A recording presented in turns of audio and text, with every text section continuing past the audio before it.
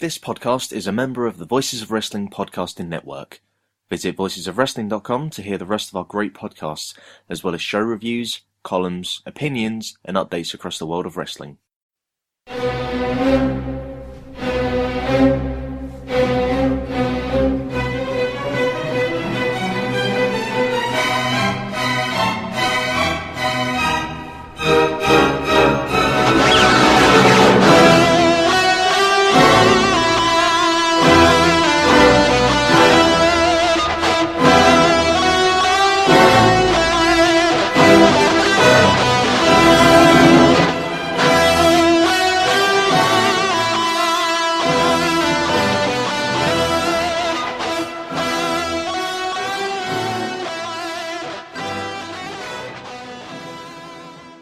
Hello and welcome to Oberhausen. Sunny Oberhausen. Sunny, beautiful, scenic Oberhausen as we look out the window and it looks like, Britain basically. Yeah, overcast, I'm a lot of mucky. umbrellas. Oh boy. Yeah, we didn't come here to sunbed, we came here to drink. Maybe. Watch wrestling, Ollie. At the World Trip Fest.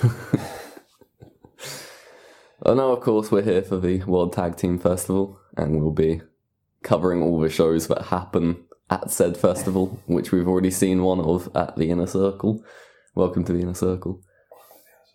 I mean, the Inner Circle is pretty much like nothing else in Tim's house, quite literally.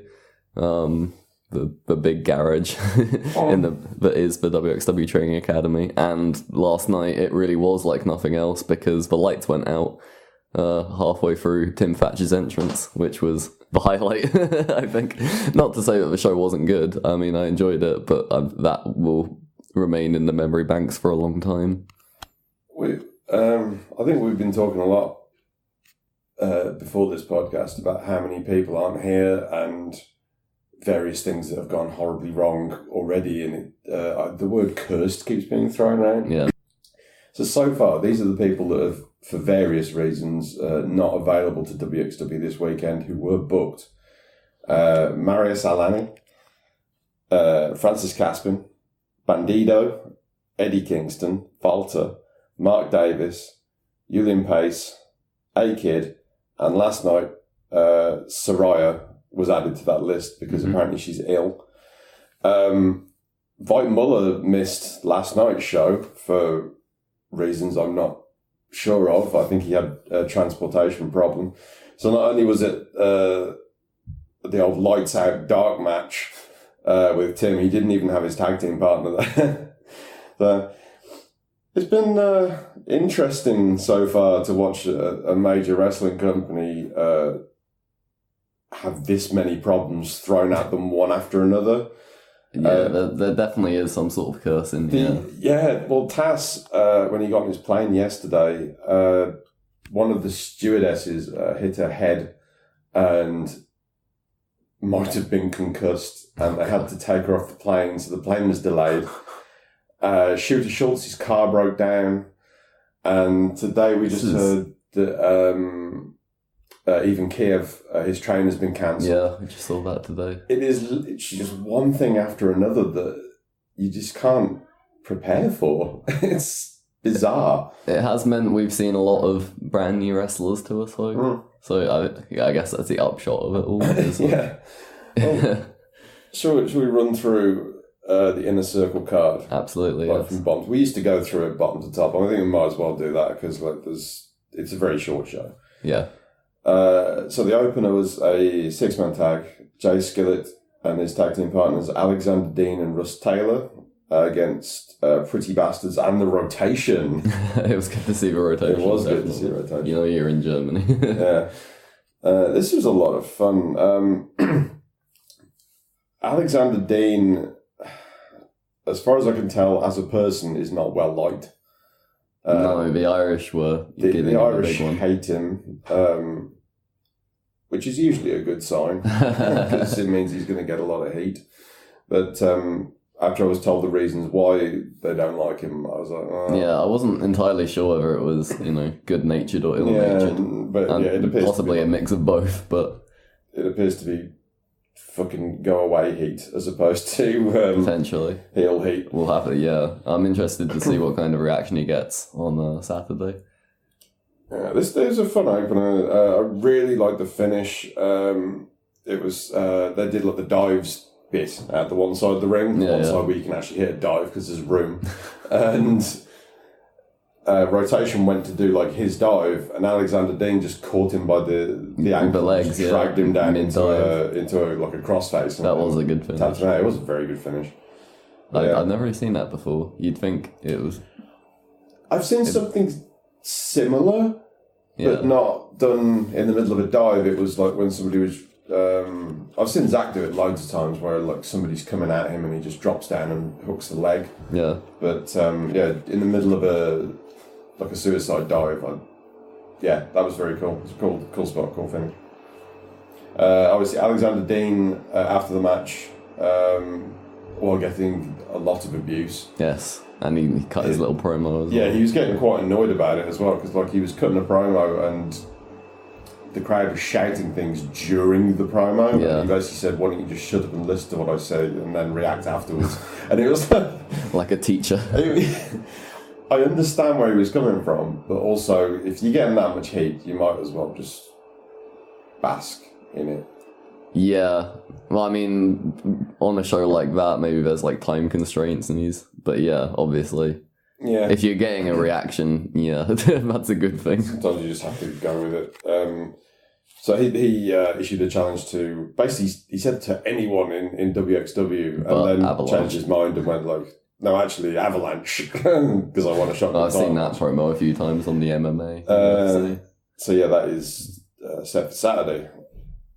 Get someone whispering in their ear. I have a sneaking suspicion this was not the original match that was booked for Inner Circle, but yeah, it wasn't on the list of stuff that we were expected to see. There was only 3 matches. I think they had kind of anticipated booking it on the night a little bit, but yeah. Yeah. So that was the opener. You enjoy it? Yeah, it was a good way to start. Yeah, action packed.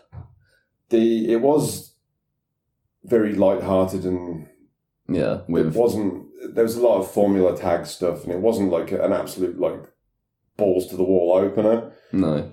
And then we had James Runyon and Dominic Guarini come out for the second match, and these guys meant business. Oh, it was good to see Dominic Guarini live. He's a big old stocky boy in the Ishii vein. That is a very good building to watch Dom Guarini wrestling. Yeah. Maybe not for you because you couldn't see the ring. Yeah, but like we had a fairly good spot, and then tall German people stood in front of us. Yeah, that happens. I thought it was very intense, and the strikes were really meaty. They did some big suplexes, and then Guarini won with like a pile driver. It really felt like a the pile driver really felt impacted, especially up to that point in the show. It was so basic, but it was so well done. And Dominic Guarini, if you can kind of keep him away from bullshit booking, I think he's going to be a star. But like he just needs basics. Like the match he had Mania weekend with Joshua King, I think his name is. I might be slipping my mind at the moment. But that match was just predicated on violence. It was just one violent act after another. They didn't do anything complicated. It was just literally, here's a violent spot, here's another violent spot, here's a more violent spot. We do enjoy a bit of violence. And that was basically this match, but without all the hardcore elements. It was escalating violence, and I thought it was really well done. So after that, we had Tim Thatcher, and it was supposed to be Voight Muller in a tag, but Voight wasn't there. Mm-hmm. I'm not sure why. So Tim replaced him with Norman Harris, which is a really good break for Norman. He's a good kid, very good bowler. But they were in the ring anticipating the arrival of their opponents, and the lights went out, which was odd. And the crowd did attempt to light the ring with their phones, which I think that would have been awesome if they It created a good atmosphere. If they actually carried on and had some safety concerns. Yeah, I can understand that, because you wouldn't have been able to see that well, and they would have had to have eliminated some of the spots from the match because they wouldn't have been safe. Yeah. So basically, we had intermission instead. Basically, I think Tim was a little disappointed. I think he would have. Well, he got himself all geared up to wrestle in the dark. It's difficult to get into that mindset and then have to go back and then come out again. Yeah. So but, I mean, he was full on with it when he did come back out again. Yeah. Well, they wrestled JD Drake and Anthony Henry, and this was a very hard hitting match. Oh, absolutely. Ridiculous. There were lots of welts on basically everyone by the end. But yeah, poor Norman Harris. This is one of those matches where you get a young kid and you rough him up a bit to see how tough he is. Yeah. Norman Harris is very tough. I really enjoyed the dynamic. He took a bit, especially off JD Drake. JD Drake was beating the shit out of this kid. Yeah, again, he's another guy not being like a huge American indie guy. I haven't seen a lot of him, but yeah, he really impressed me. Yeah, JD Drake is very good. He's very good at, again, like with Dominic Guarini, he's very good at basic stuff. Yeah. Like, he can do more complicated and elaborate sequences, but he really is at his best, where he's just hitting people and getting hit, and he'll be ideal. Like, I feel like he needs to go to Japan. Oh yeah, I think he would fit in with Big Japan. Yeah, he had a match with Higuchi from DDT over Mania weekend. That was excellent. Another very hard hitting go at you guy. Yeah. So this for me, I thought was match of the night. Oh yeah, absolutely. Yeah, it was. This had another level of energy to it. So there was a spot in there where Tim Thatcher got Anthony Henry in a leg lock, and Anthony Henry happens to spot a thumbtack stuck in the bottom of Tim Thatcher's boot from Death House in Fight Club Pro last week.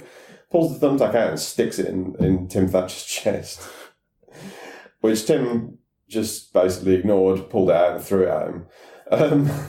Love it. This is why we love Tim. Tim's a deathmatch wrestler now.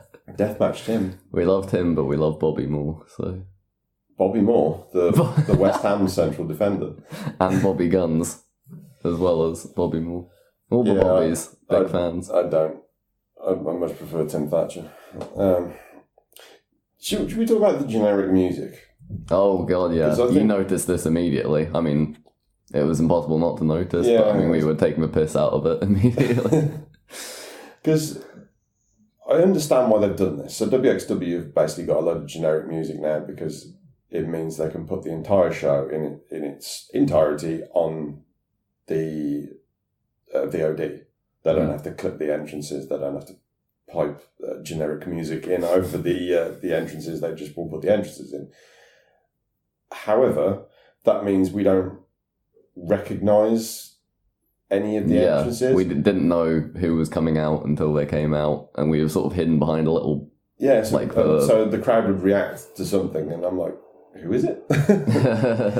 Which was made even worse with Layla Hirsch because she's so small that I couldn't even see her until she was in the ring. I did see her before, but yeah, I know Kilby standing next to us did not see her at all before she got into the ring, which was quite amusing. But. So my issue with generic music has always been that you're not going to get the pops. Yeah, it's literally wait and see who's coming. And I think they made a mistake having it start. If they were going to do it, they should have done it way back at the start of the year.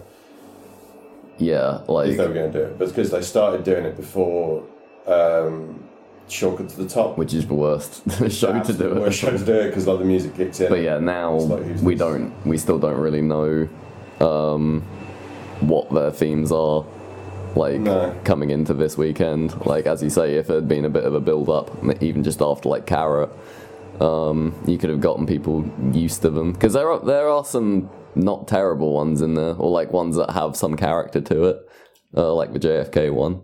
But yeah, well, I had no idea what Tim Thatcher was coming out to start. He came out to something, and I'm like, what the hell is this? And then obviously because they've already got his entrance on tape, they had him come out to Looking for Freedom, which got like a much better reaction. And it's like, if that isn't the most obvious example of how it's not working, then I don't know what else is.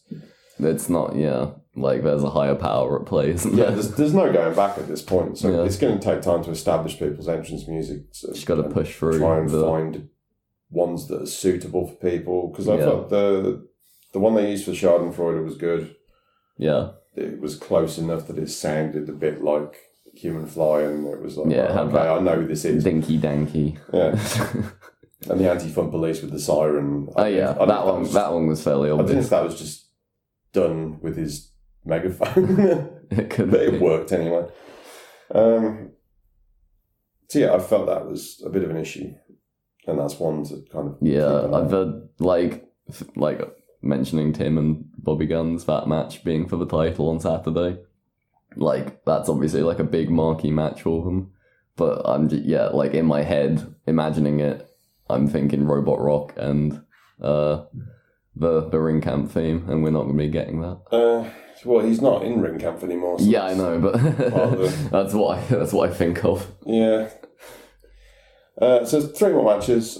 Technically, I think this was the match that was going to be pre-intermission, but they had the intermission like before the match because of the lights issue. Yeah. And we spent the rest of the show with temporary lights. Yeah, they did a remarkably good job. Yeah, all of a sudden there was 4 massive temporary lights at the back. Turning it into like a photo shoot. I was like, okay. But yeah, like they got the lighting almost back to where it was. It's a prime example of how well they've coped with the setbacks this weekend. And also that they're well stocked enough to have that sort of thing backstage. Yeah. It's just because a lesser company wouldn't have had. Yeah, you have lights out at I don't even want to throw an example out there. I don't know, Riptide or something. Yeah. I don't feel like they would be able to cope with it that well or that quickly. But they literally got. But yeah, I mean, it's a good sign that they are able to roll with the punches this weekend, because there are a lot of fucking punches to roll with. So we had an unfortunate issue where that was the pre-intermission match, and it really needed a breather after it. It definitely threw off the timing of the show quite a bit. So after that match, instead of the intermission, we had Layla Hirsch against Sami Zayn, and the crowd was dead for it, because it's like, how do you follow an incredibly violent match? This was supposed to follow intermission, and it would have been fine. Yeah, it would have warmed people up again. It wasn't. It was just flat. Yeah, that is unfortunate. It was unfortunate. I thought Layla Hirsch is pretty good. Sami Zayn, I've been a fan of for a while. Sami Zayn popped off a little bit more for me live than on tape. Like, I don't think I've ever seen her live. Yeah, I've seen her live before, and I feel like she's pretty good live. She had that match with Charlie Morgan at the of course, first Wrestle Queen. That was a big one. Which I thought that was outstanding, and I don't think one person is capable of having that match and dragging another person through it. It's literally, you need 2 to tango. Yeah. So yeah, I think Sami Zayn's really good. I think she's had some injuries that have set her back. It's good to see her back in the ring. I think it was odd that she lost here. So I think like between the two of them, the one that I would think would have a better chance of success here would have been Sami Zayn. Yeah, I guess I want to get over their own act. I still want to get Layla over because she's an import. Trying to think who she's got in there. I think they might actually be wrestling each other in the first round of Femme Fatales. Oh, really? Which is odd. So it might just be a case of 50-50 booking. And get the win back. Layla gets the win. And then Sami cheats and beats her. We shall see. We'll find out. After that was Alexander James and Daniel Maccabi. This was really a match where you needed to see the ring. Yeah. So I think you got like a little bit of an alleyway in between the two large gyms. Me and Zhao, or How Jay, as his new... Howie. We'll get into that. We sort of like stacked our heads together and saw through a little alleyway between the large German men. Yeah, I've always said Alexander James is a wrestler you need to see in a very close setting, so you can see all the little excellent things that he does in the ring, and you don't really get that on the bigger shows where he deliberately puts in bigger, flashier moves because he knows what he does is more suited to a small audience. But yeah, this is AJ at his best. A really good match. Some of the transitions were just so smooth. Yeah, there was never a feeling of, I'm watching two people have a wrestling match. It's more like just watching two people have a grappling session. But they did some in a complicated stuff as violent well. Like Maccabi came into the ring. He does this thing where he comes into the ring and he steps off the ropes, and it goes like into a roll up, but he doesn't go for the pin. He goes transitions straight into a knee bar. Yeah, and it just feels very shooty. Oh no, yeah, I really like the way he contorts his opponent, I suppose, in like non-traditional ways.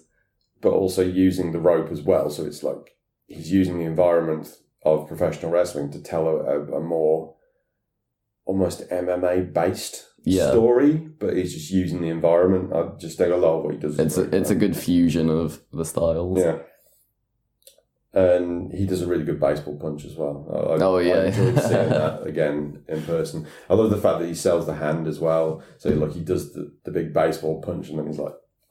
Yeah, I really like that one. And look forward to seeing it many more times this weekend. I've seen it a couple of times live now, and I'm still not sure how he makes the noise. I assume he slaps his leg round the back, but then he seems to have the hand up, so I don't know.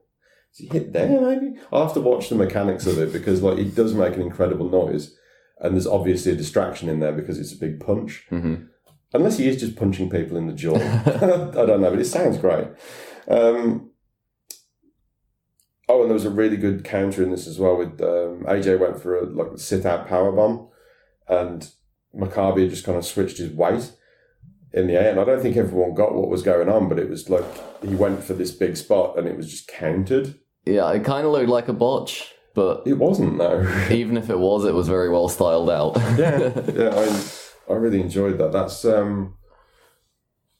like the Dean Malenko school of making something look legitimate by just having it look not so much not right, but like it just looks like there's a counter in there that you don't understand because it's...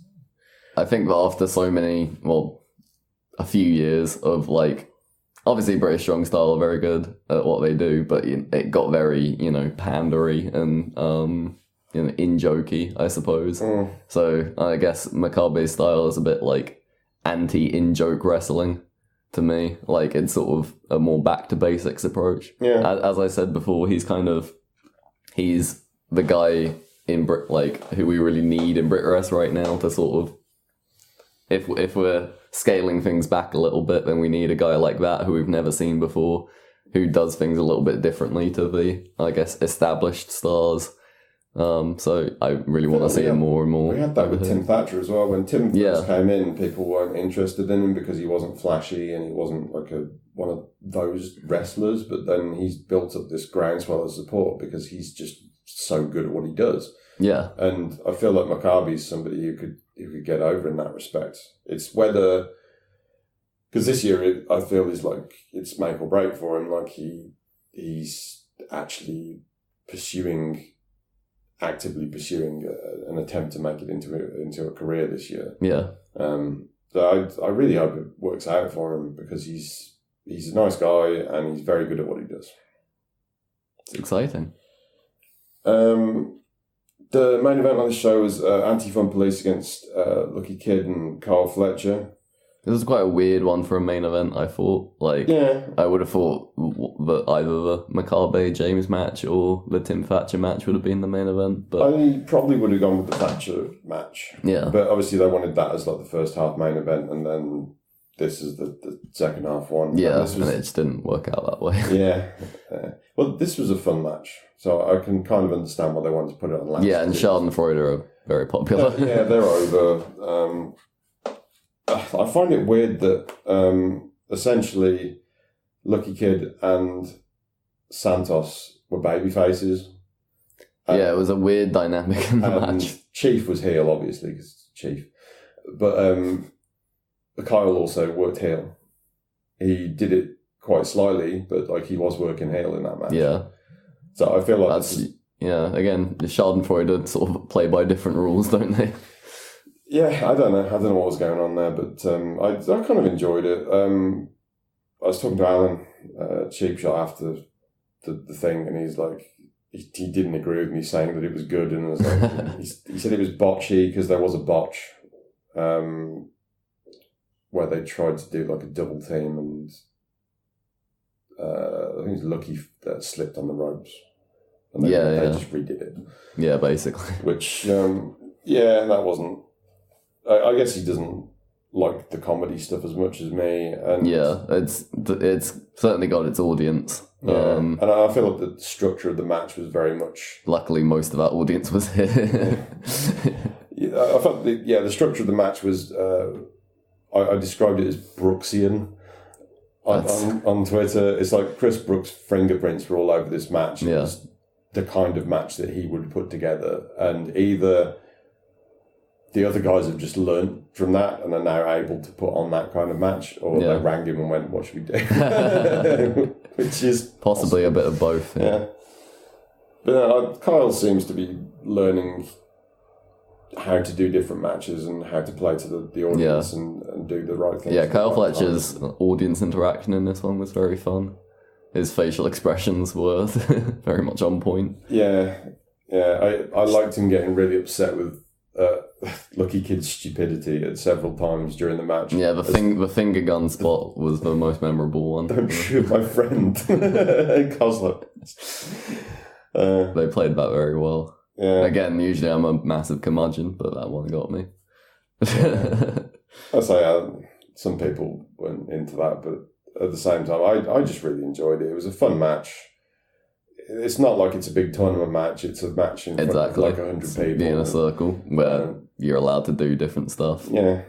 And a lot of the show had focused on the stuff that we normally get at Inner Circle. We normally get some like really hard-hitting matches. So like we had that with... like the technical match, hard-hitting match. We had that with Guarini, and we had that with the Workhorsemen, and we had the technical stuff with Maccabi and James. So it was just let's piss about. Do some fun stuff. And I enjoyed it. I thought it worked out well. It might have gone a little bit long. Yeah, for that point in the evening, especially with the long intermission or the weirdly placed intermission. Yeah, and it definitely suffered. It caused people to get back late because the train was cancelled. Yet another in a series of issues this weekend, but. It was a fun show. It was a fun Inner Circle. I don't think there was anything that was like blow away incredible. I don't think anything went up to 4 stars or anything like that, which we have had that on Inner Circle before. But the Workhorsemen and Tim and Norman Harris is a match that I would suggest that you went out of your way to watch. Norman, I think, was kind of made by this, and he went into the match wanting to be he looked made really, by really it. good So. in this. Fair play to him. I thought he was the star of the night. I would also recommend it. Yeah. And then we got back here in the Striger-mobile. Big shout out to Striger. Yeah, and we got back to the trip at like 9:50, and everyone else got back at like 11. So made a big difference. Well, it was sort of like a trickle of people in at different times, depending some on whether... people gave up and took a taxi. Yeah. And some other people waited for the train. I don't think it made a big difference. So it was just like being in the Cheers bar with people walking in and it was having pretty loud in the bar. I think they got pissed off with there was a lot of noise being made. Most of it by a few people. Shout out to Barry. But yeah, it's been lovely seeing people. I'm sure we'll see even more people today. And there has already been some absolutely outrageously drunken stupidity.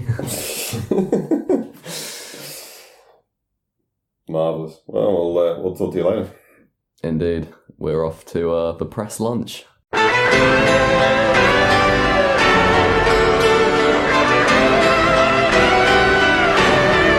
wrestled in the wXw Academy last night. What did you make of the venue and also wrestling in partial darkness? We've talked about that all day. I love the Academy, the feeling, the intimacy of the Academy show. Our first trip overseas, our first show was in a setting very extremely similar. It was in a very small bar. The little area we're in here may have been bigger than the entire venue. I love stuff like that. I love the crowd being right up at the ring. I love being able to interact with everybody. And I love the fact that when the lights went out, all of the fans had their phones out and were trying to use their flashlights. Me and Drake were like, hey, just let us out, we'll go now. Like, we're just doing it right now. I thought that would have been cool, but, either way, it was a very cool experience. Fans were crazy. I loved it. Fantastic. I don't understand where the Thatcher Wonderland song came from the crowd. It's not Christmas. It's nowhere close to Christmas. I understand that you guys you have 2 days of Christmas, and so it was wild. But the thing that impressed me the most was the way that it was handled. Anywhere else, they could have just said, "Oh well, we're shutting things down. We'll try this again the next day when we figure out the house lights." No, the staff went, they found a way to provide light into the venue. And in my opinion, I thought that the lighting added to the setting.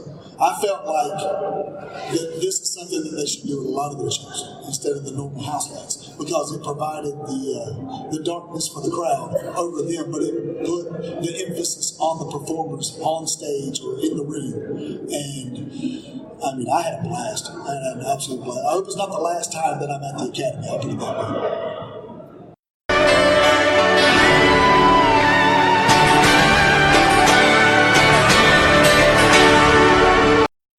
Welcome to Saturday in Oberhausen, which means that bowling has come and gone and everyone is feeling much worse for wear because of it. I saw Mike Kilby climb a tank the other night, and it might have been Generalissimo Bollicana's tank. Yeah, Joao had, I put a picture on the timeline, so just skim back through the Oberhausen Open 3 hashtag, and you will find a picture of Joey Piglet in all his glory. He always seems to do something sensational. Sensational is the word I would describe that with. Should we talk about night one of the wXw World Tag Team Festival, as it is now, as opposed to, because it's no longer a league. It's no longer a league, it is. Yes, let's discuss where the tournament is after night one. I actually didn't realise the number of teams that are in it means it's a 3-way final. I only came to that realisation when I was trying to do. Yeah, I was trying to figure out whether it was going to be like 3-way semis or a 3-way, but yeah, it just didn't add up, and I was like, it's probably a 3-way final. Then I realised after I'd made my predictions, some of which I got wrong. I was like 2/3 right, but then I realised that only Lorcan and Danny Birch are definitely going to the final, because that way they can lose without getting pinned. Yay. Yeah. Politics. Yeah, it is a little bit. I would say that the highlight of night one was Carsten Beck's cummerbund. Yes, absolutely. It was a sensational get up on the pre-show that they had going on. I was going to say the Arrows of Hungary. Yeah. Also the Arrows of Hungary. Because you said to me before their match that you'd like to see them go to the final. Yeah. But they're not over at all, so it's unlikely. And then they kind of got over. Yeah, they got over because Icarus dived off the balcony, which I'm not talking about like the balcony where the cam is on the one side, where David Starr jumped off that when he wrestled Jern Simmons at, was it Tag League last year? I can't remember when it was now. Might have been Carrot last year. Yeah, I think it was Carrot last year. Not that balcony, but the actual balcony where they do commentary from. Yeah, he went all the way up. That's very high. Yes. So having stood there, I wouldn't have even have considered jumping off it. That's like something out of a nightmare. That sort of hype. Somebody told me, I forget who it was, but that this is something that's been going through his mind for a while, and he specifically asked if he could do it like beforehand, and it was like, go nuts.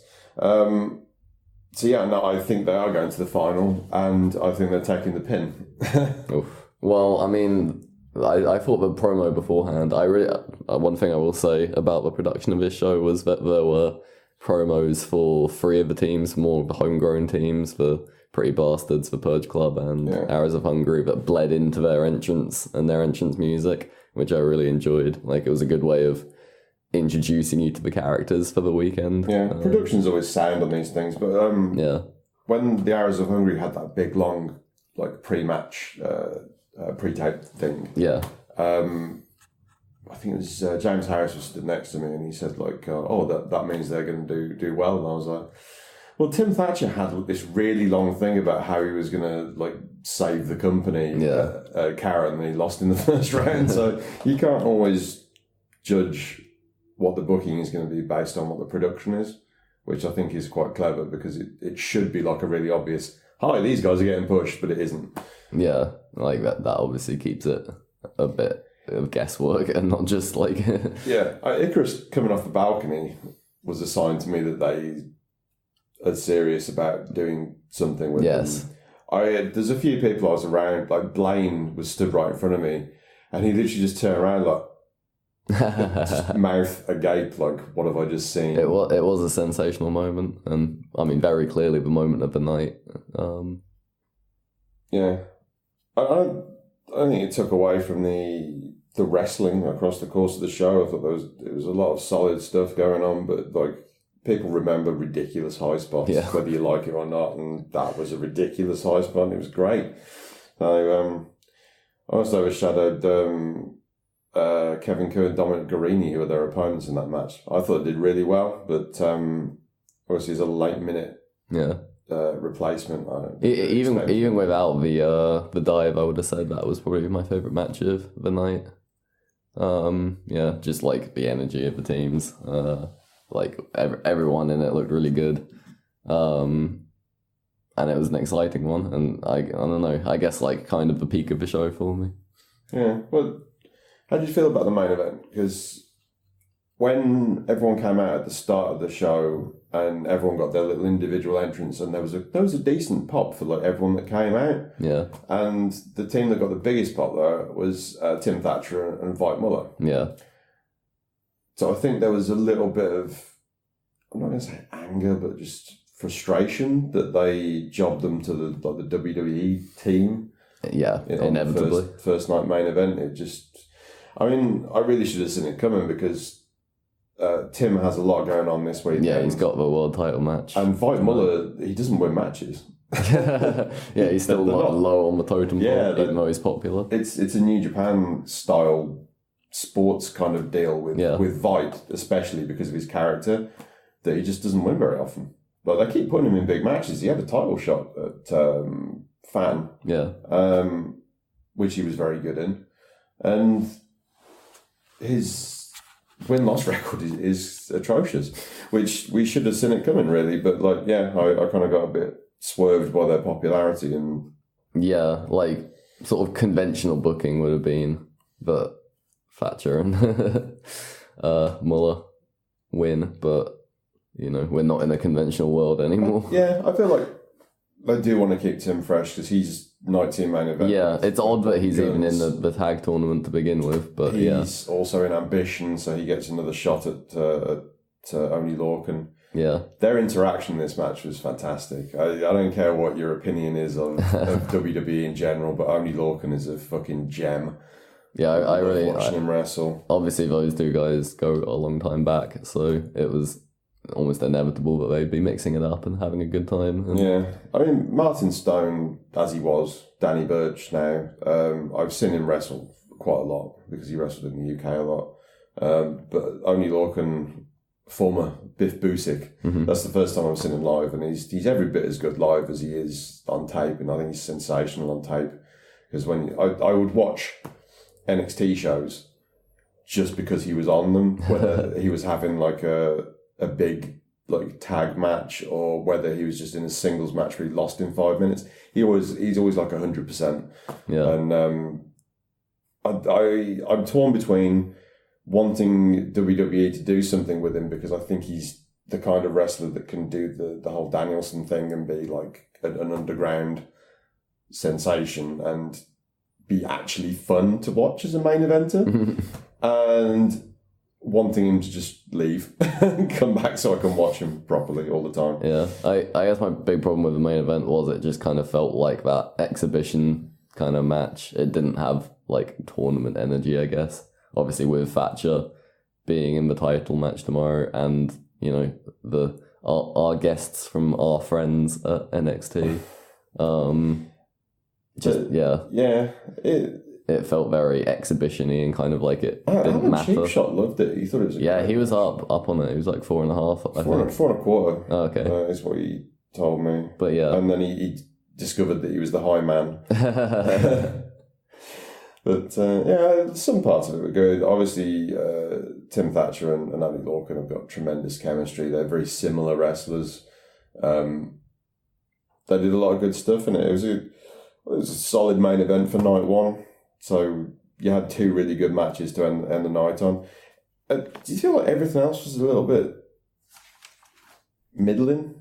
I guess. Yeah, I think that was the general consensus last night coming home from the bowling was that it was sort of a gentleman's free show. I mean, I enjoyed seeing Lavaniel for the first time. Yeah, Lavaniel's like he's a snob. Yeah, I mean, I love all that. I love just the bastards. Yeah, so he was good. I think him tagging with Amel was a good choice because they complement each other. She's tagged with a couple of people in like intergender matches. Well, they're not even they're mixed tags, not intergender. Yeah. And that felt like a better match for her than some of the others that she's been in with. So they looked like a regular team, didn't they? Yeah. And they went up against Faye Jackson and Mike Schwartz.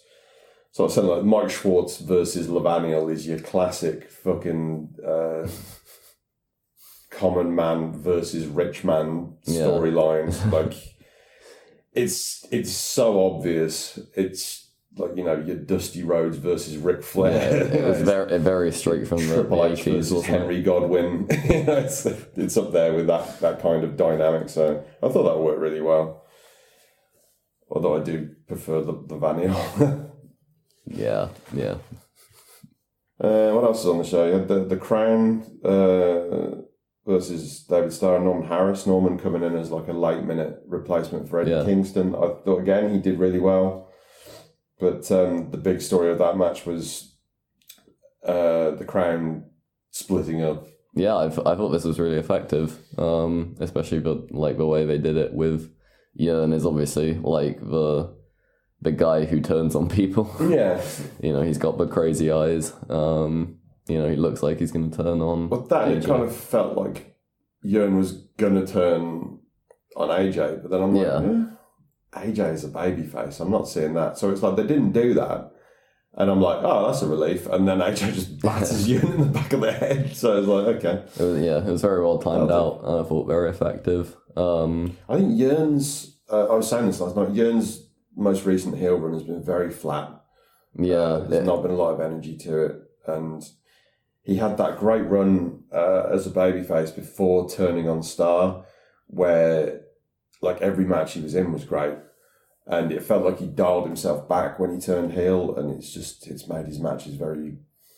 He did get really good as a face, didn't he? Which makes it, like, it did feel a bit like he had done everything he could do as a heel for such a long time after his, like, original main event run. But this is a different heel run, so he's trying different things in it, and... Yeah.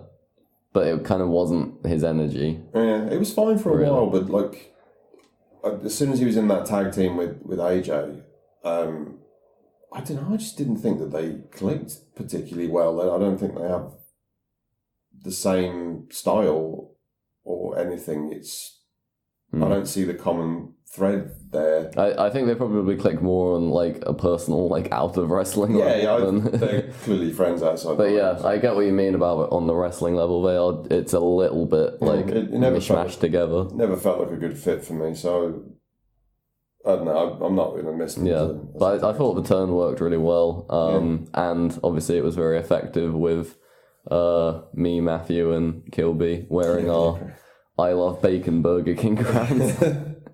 We were gonna hand out crowns to like everyone but there were only like 3 left at Burger King, so we just reserved them for ourselves and threw them in the bin when the crown broke up. Very much a cursed weekend. If you're a fan of the crown. If you're a fan of the crown and wearing a crown to show that. How do you feel about Starr and Norman Harris? How do you see them doing in the tournament? Well, I feel like their purpose has sort of been served now, hasn't it? So probably an elimination tonight, but I mean, you never know. It is David Starr. He has a tendency to stick around in these things. He's good at tournaments, especially tag tournaments. He got to the final with Jörn. Certainly for this weekend, it's been a big weekend already for Norman Harris. Yeah, he's gotten a lot of action going. Yeah, I mean, he was superb in a circle, took an absolute beating, and he was very good in the underdog role in this match. And he got the pin as well. He pinned AJ.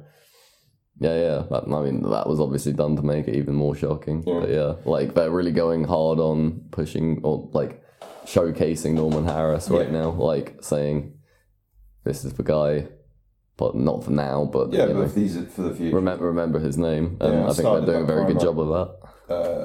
For WXW's Twitter or whatever, there was a promo where you said like you're going to see the future of wrestling this weekend, and that's why I've picked Norman Harris as my tag team partner. So.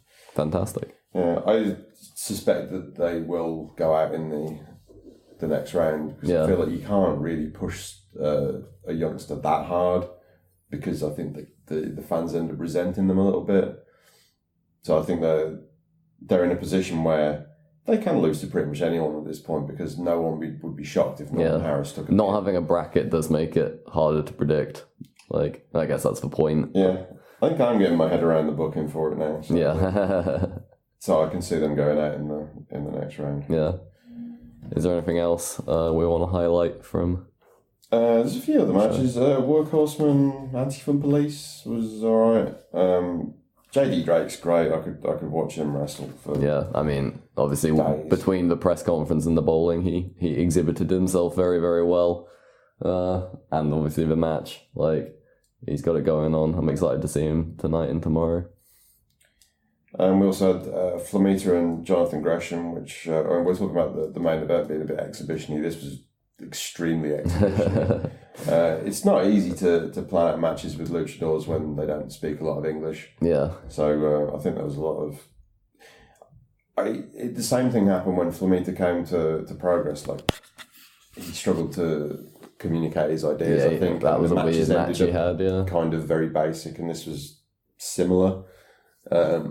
I did basically spend most of this match just joking about Jonathan Gresham's Thunderstruck fake theme. It was good. It was a good theme, but just because it was a complete rip-off of Thunderstruck. Yeah, so that was fun. I enjoyed that. That's probably my favourite match that we haven't really talked about as a highlighted match, but I don't think you should go out of your way to watch it or anything. It was fine for what it was. There's a couple of others. JAA against Pretty Bastards was the opener. That was fine. It was very solid. I was actually kind of surprised that they didn't progress Jay and Andy. I guess that was like the upset for the night, having Pretty Bastards win. Yeah, I guess they wanted to feature Pretty Bastards a bit more since they've been, guys hanging around for so long. Like, they wanted to actually use them tonight. Yeah, well, they're both good boys. The trouble is they've treated them like enhancement for 2 years. Yeah, maybe too long. Yeah, It is a little you bit. get a period of being in like David Starr went through that period, but eventually he had stuff to sink his teeth into, whereas they really haven't had that, you know. Well, this is it, but like but it's taken a while to get yeah. so I thought they were really good. There was a little bit of overkill in there because they did the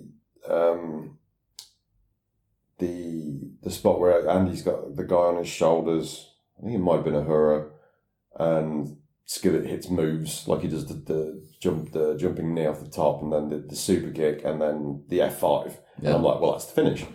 Yeah, I thought that was the finish, and people like counted to 3 around me, so like, and then there was just the finish was like a roll up. Yeah, that was a little bit weird, but you know. Yeah, I think they went a little bit too far on that because I feel like Andy is very legitimate because he had that long title run. He's had that even before that in tag teams. He was always like the tag team guy. He was a dominant force in that division. So yeah, I thought it was a bit weird that they went out of their way to try and make Pretty Bastards look good, whereas having Pretty Bastards not lose for 2 years beforehand would have made them look better. And coming to this more competitive, and they wouldn't need to have done all the overkill, especially in the opening match. But like I say, it was solid. It was fine. And then there's the Purge Club. My concern about this whole tournament is it does feel now that Purge Club are in it to win it, which number one, I don't want to watch them wrestle 3 times.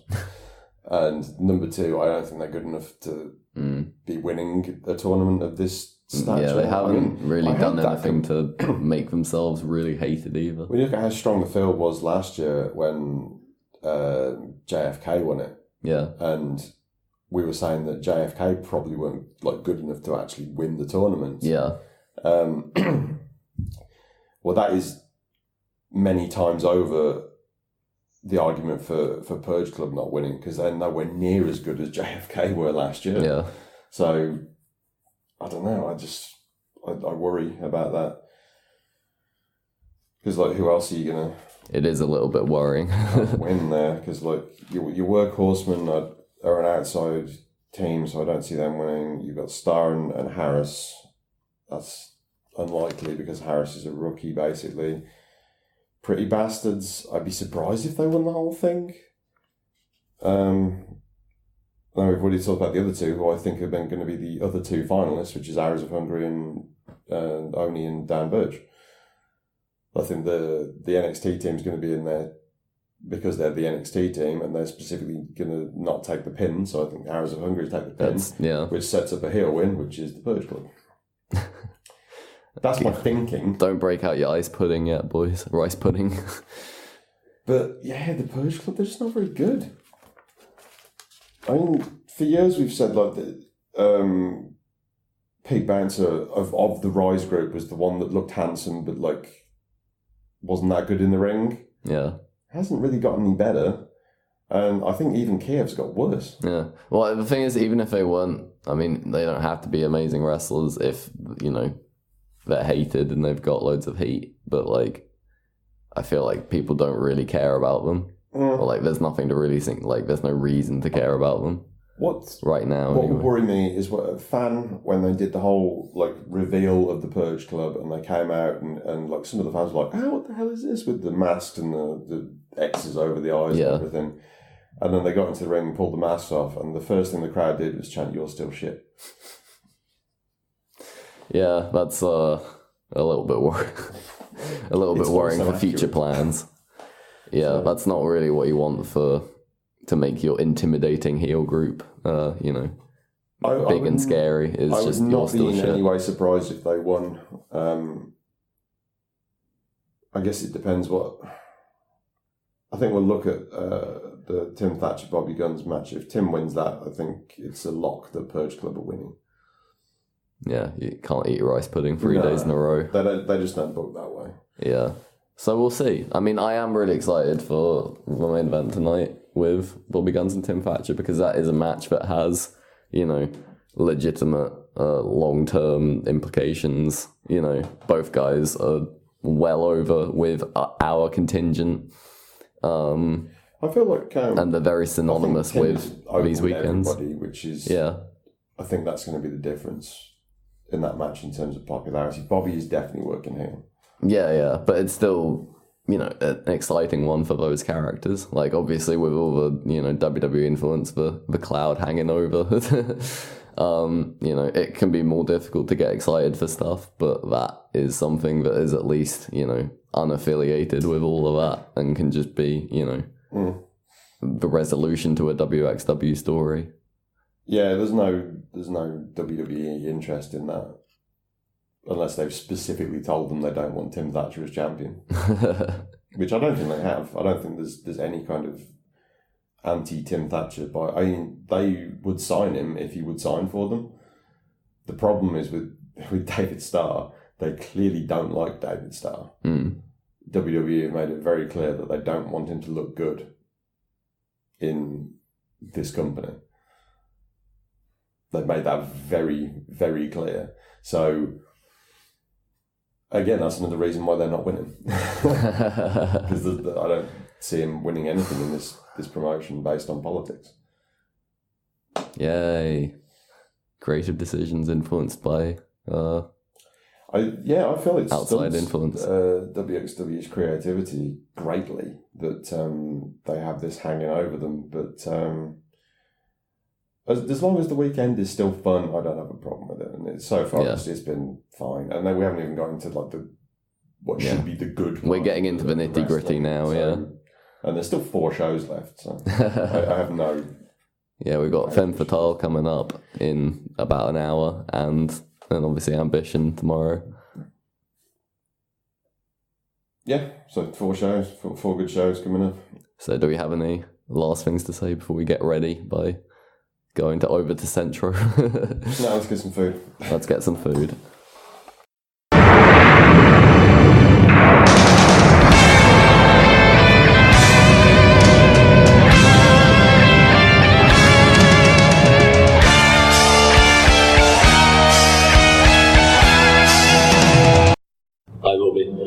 How do you feel about losing Robot Rock as your intro? Because obviously, the chant was to that song, and obviously being a bad guy now, you don't necessarily need the chants, but, what are your personal thoughts on it? So here's the thing, people ask me at the after party, what's worse, losing the belt or having to change the theme song? And that's a difficult question. It's just, Robot Rock used to be my theme song for a couple of years now, and it's the best by far, absolutely. But,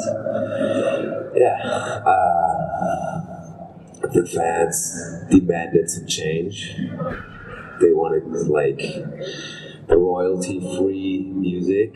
They got it. I don't know if that's the best decision, but that's not up to me. The theme song I have now, I like it. It's good. I had plenty to choose from, and I chose this one. It's good.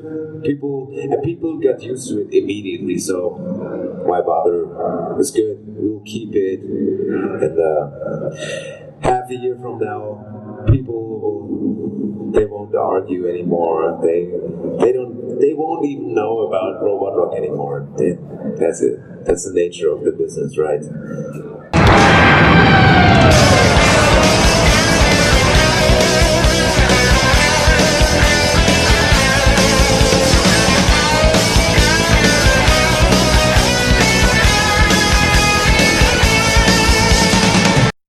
We are back from Femme Fatale. We're in the hotel room and we are tasting beers with all our friends. We've got On Furious here, of course. We've got the Generalissimo himself, Zhao. Hello, Zhao. Hello.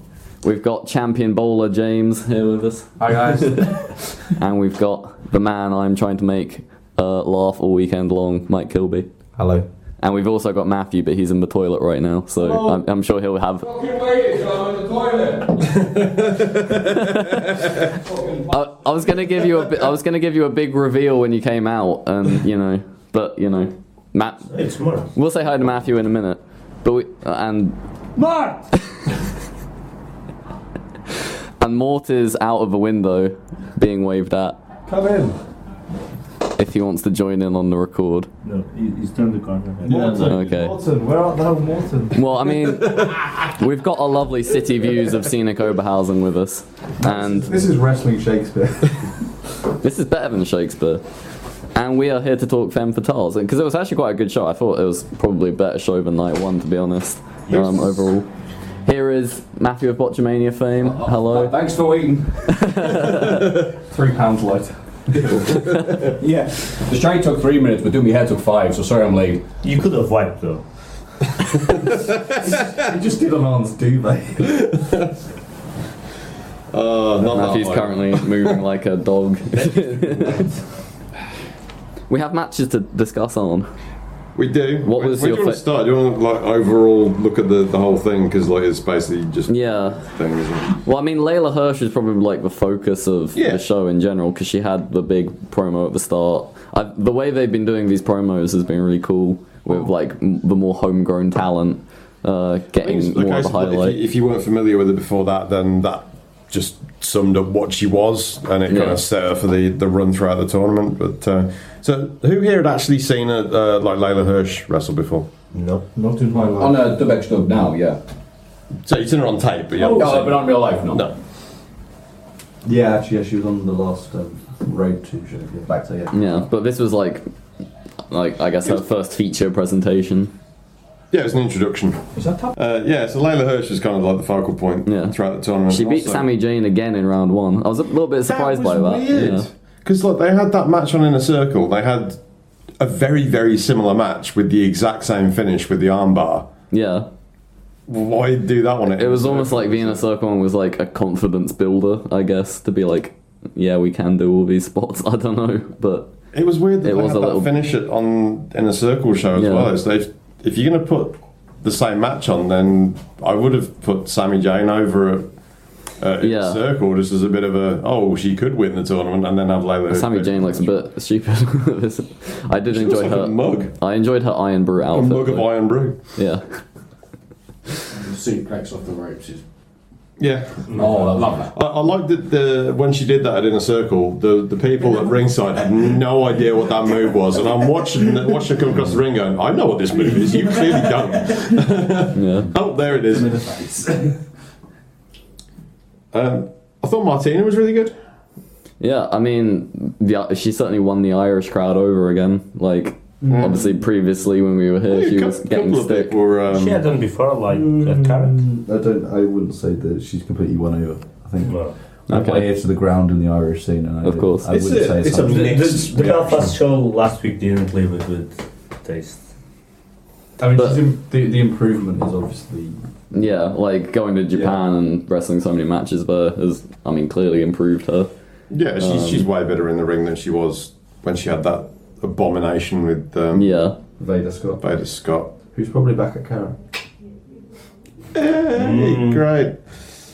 So yeah, she had Vesna in the first round, which I thought that was going to be an absolute disaster because it's such a clash of styles with like the one like enormous wrestler and then a smaller comedy wrestler. But like I thought they pulled off. They did that dynamic really well. Like where Martina was obviously like still doing comedy and like pretending to be afraid of her or whatever, but then like still mixed it up. Yeah, but then she tried to get more serious and she went to do like the double springboard thing. Look what I learned in Japan, and Vesna just went boonk, knocked her out the air on the way down. So it had like a nice build to it with. With her trying different things to get the job done, and eventually getting it with that Jaeger bomb, which is the finish she does with this like a flipping crucifix bomb. Yeah, it's like It starts off almost like the. It starts off like an abdominal stretch, and then she flips into a driver. I've not seen that anywhere else, so it's nice to see a unique move. And it's from Martina. Really adds to it. Yeah. I assume she learned it in Japan. Well, yeah. Because she wasn't doing that, and then she went to Japan for a bit and came back and was doing it, and it was like, oh, okay. Picked up a few tricks. Vesna beat the shit out of her as well, because she had those big overhand shots. She had some Marufuji marks on her. Yeah, it's like red as hell there. So that was an impressive showing from Martina. I think she's getting better every time I see her. Yeah. Very surprised to see her beat Brock Vesna. All that in the head. Yeah, like she does lose quite a bit, I guess, on these weekends. But yeah, like it's always nice to see her. That's why they bring her in. Just Of course, she has the legitimacy. yeah, she can afford to lose. Yeah, She'll still look. She's pretty much retired now. She's barely wrestled this she's year, so and she's very much winding it a down. mascot character more than anything. She kind of does the odd like GWF match and also both WXW festival weekends, and that's all she does now. That's about it. Mm-hmm. Yeah. I quite enjoyed Lana Austin and Baby Allison as well. Maybe just for the chanting more than anything. And Lana Austin's very memorable generic theme music with the doo-dee-doo-dee-doo. As Matthew says, it sounded like Baby Elephant. Yeah. Baby Shark, maybe. Yeah. No. But if DJ Scooter did Baby Elephant, I don't know why that. I don't know, that would Baby happen. Elephant. Yeah, but I don't know why this would. I don't know that distract from the fact that Lana Austin is someone I've seen like grow from being that last title that would literally like just do any dive or fall out the ring at the expense of her own body to get herself over to being an accomplished wrestler. I was very surprised and happy to see her in Progress. I'm very surprised and happy to see her in WXW, and she looked like she belonged. So, definitely. She's very tidy and neat and organised as a wrestler, which is not what you would have said about her when you first saw her. Exactly. Yeah, so, when I first saw her, like she was a bit haphazard. Like I guess she didn't really know what she wanted to be. Now I feel like she's got like her character and her aura down a lot. That more. hip attack's great as well. Yeah, she's better than the Tony Storm one. She just absolutely it looks good. And she'd be 90% of her arsenal as well. Like, oh yeah, thanks, pal. Yeah.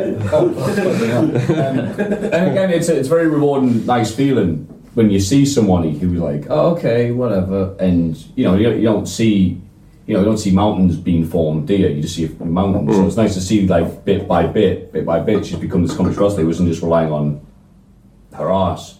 No. And ironically, relying on her arse in her offences made her a more complete wrestler. Yeah, so that was really fun. And her wearing the Taguchi colours as well was well appreciated. Friends? Yeah, I know, it was Central Perk, but it was Taguchi colours as well. Okay.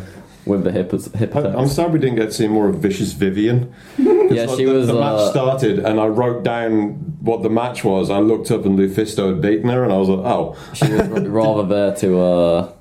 lose, wasn't she? I did a brief look at Vicious Vivian, and she comes from German Hurricane Wrestling.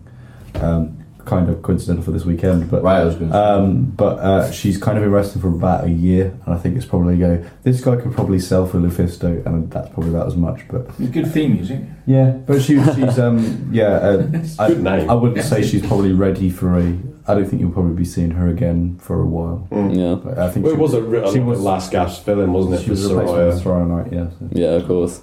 Yeah, it's a shame Soraya wasn't there because she could have done something very interesting. Her and Lufisto would have been a good match. Oh, yeah, that'd be a hell of a match. They'd have probably done a big crowd brawl all over the place. Yeah. So yeah, that is a missed opportunity. But I mean, it kept Lufisto fresh for her later matches, and I think that probably benefited them, to be honest. Yeah, well, both of her matches after that were really good. The one with Lana Austin, I thought was great, and the main event with Layla Hirsch was like. The main event was really good, As was, I think the title match was pretty good as well. Like both of those matches. It's pretty good. Amel is a lot better than she was when we saw her wrestle for Colt, but at the same time, I still don't think she's at the level where they wanted to be, which is like their ace. Yeah, she's got the character work down completely. Oh yeah, totally. But it's very hard to fill in for a spot where they've had Tony Storm and Killer Kelly, and then it's like shit, we haven't got someone. We'll just use Amel, and it's a real tough spot to go into because she has to carry the division, and they're basically jetting people in to wrestlers. So she had Tanil Dashwood at Fan, and it was an okay-ish match with some really dodgy spots in it. And this is the problem that she's got, is like she's having to carry everything. So I don't know. Do you think Lufisto beats her tomorrow?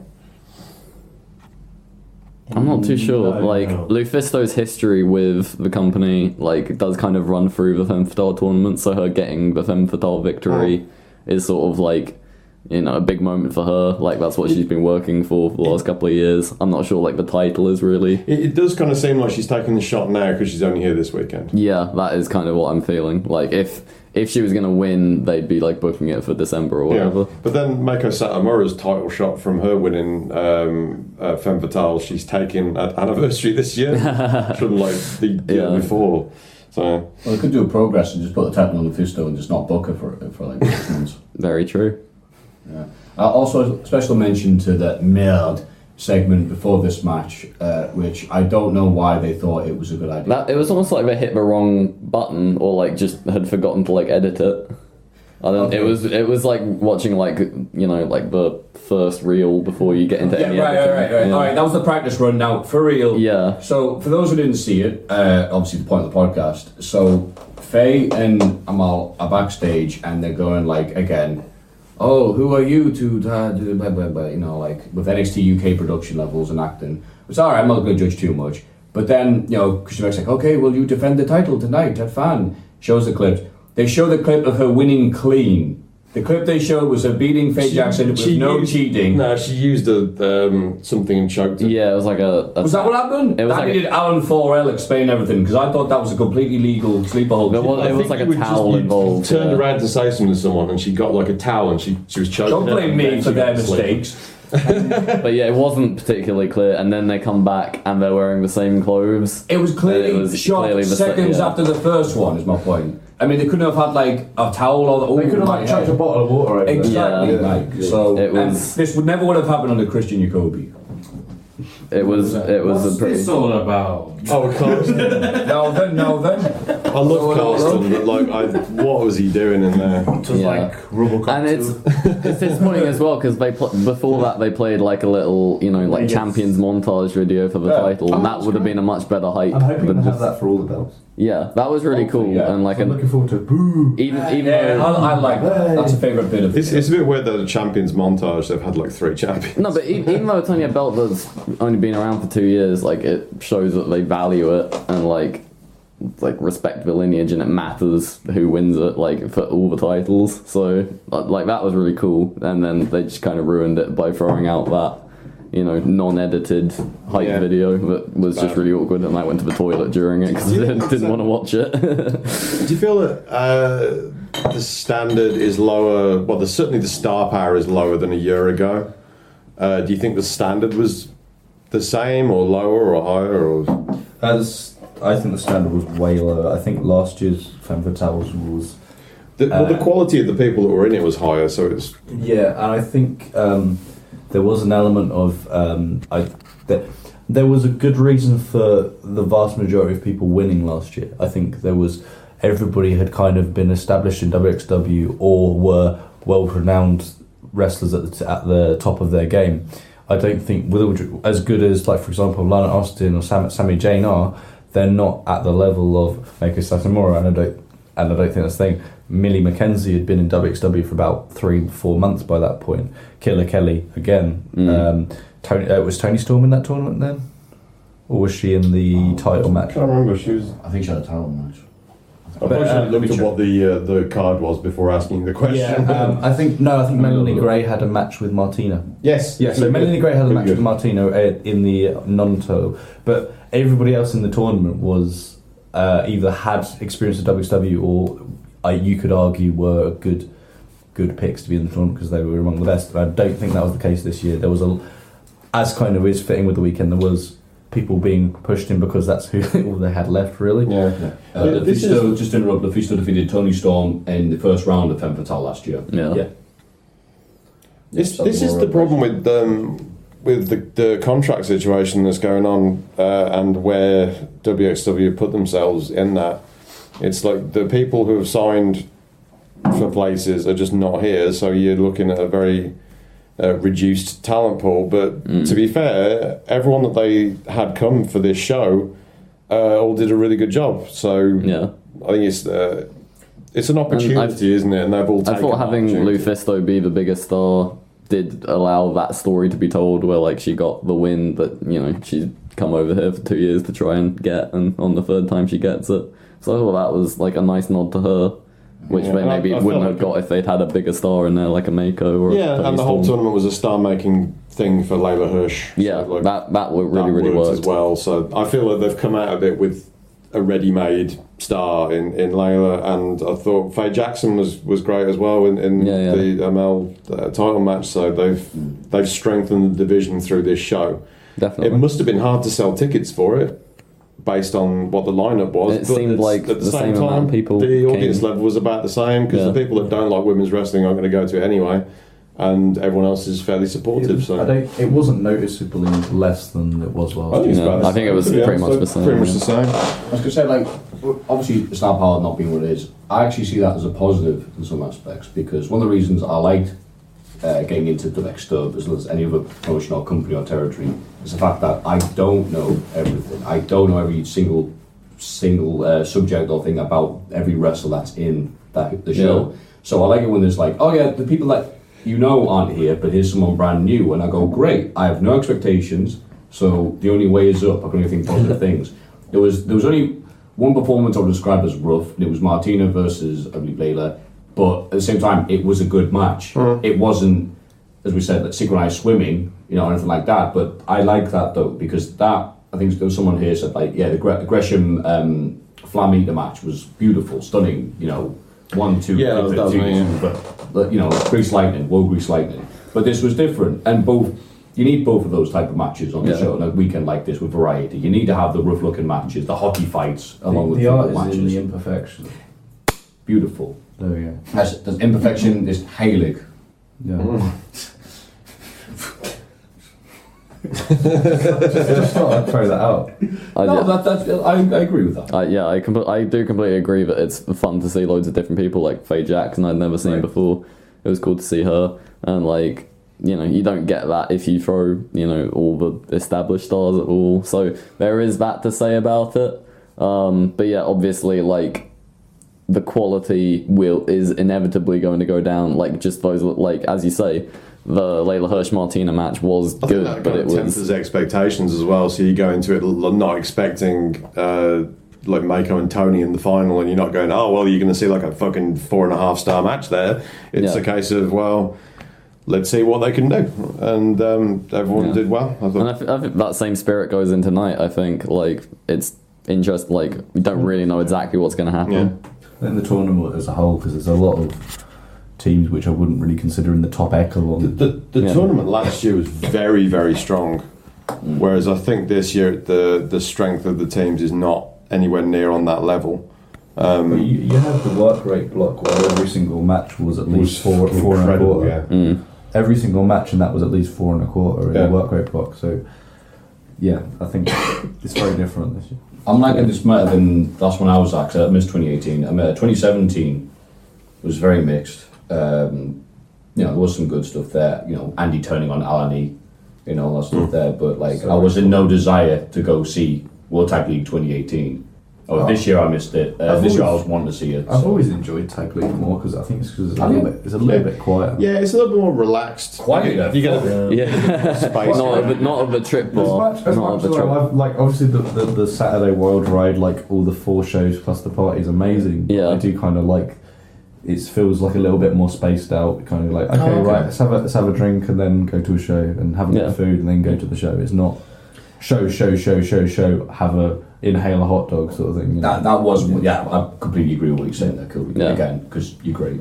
We got some nice chilled vibes in the hotel room tonight. So we got to go back to Renale Zwei. Yeah. So yeah, anybody want to have any last thoughts about Femme Fatale, or shall we go get some food? The last 2 matches were great. I really enjoyed it. I thought the last 2 matches were really good, and to be honest, as a whole show, I enjoyed it more than night 1. So it's like to see. Oh, sorry. On the main event, I really enjoyed, like, for the ending, the crowd was dispersed around the ring. The crowd moved in, didn't they? Everyone that was great. came around the ring really close to see it better. Yeah, that was a really cool moment. That was excellent to see. It will come through on the VOD, but Yeah, I hope it does. I hope they get that wide shot in. Because it's like a midday show, everyone is like relaxed around the ring. And then it's like, oh, armbar. Oh, this is really good. Like, the vast majority of people aren't pissed out their skulls with it. Right. Seeing how happy Snowboy was at seeing the Fisto win. That was nice. And also liked Baby Allison's Witch Bitch. Witch Bitch is a great. That was fantastic, yeah. Wow. Yeah, I enjoy Baby Allison and just in general.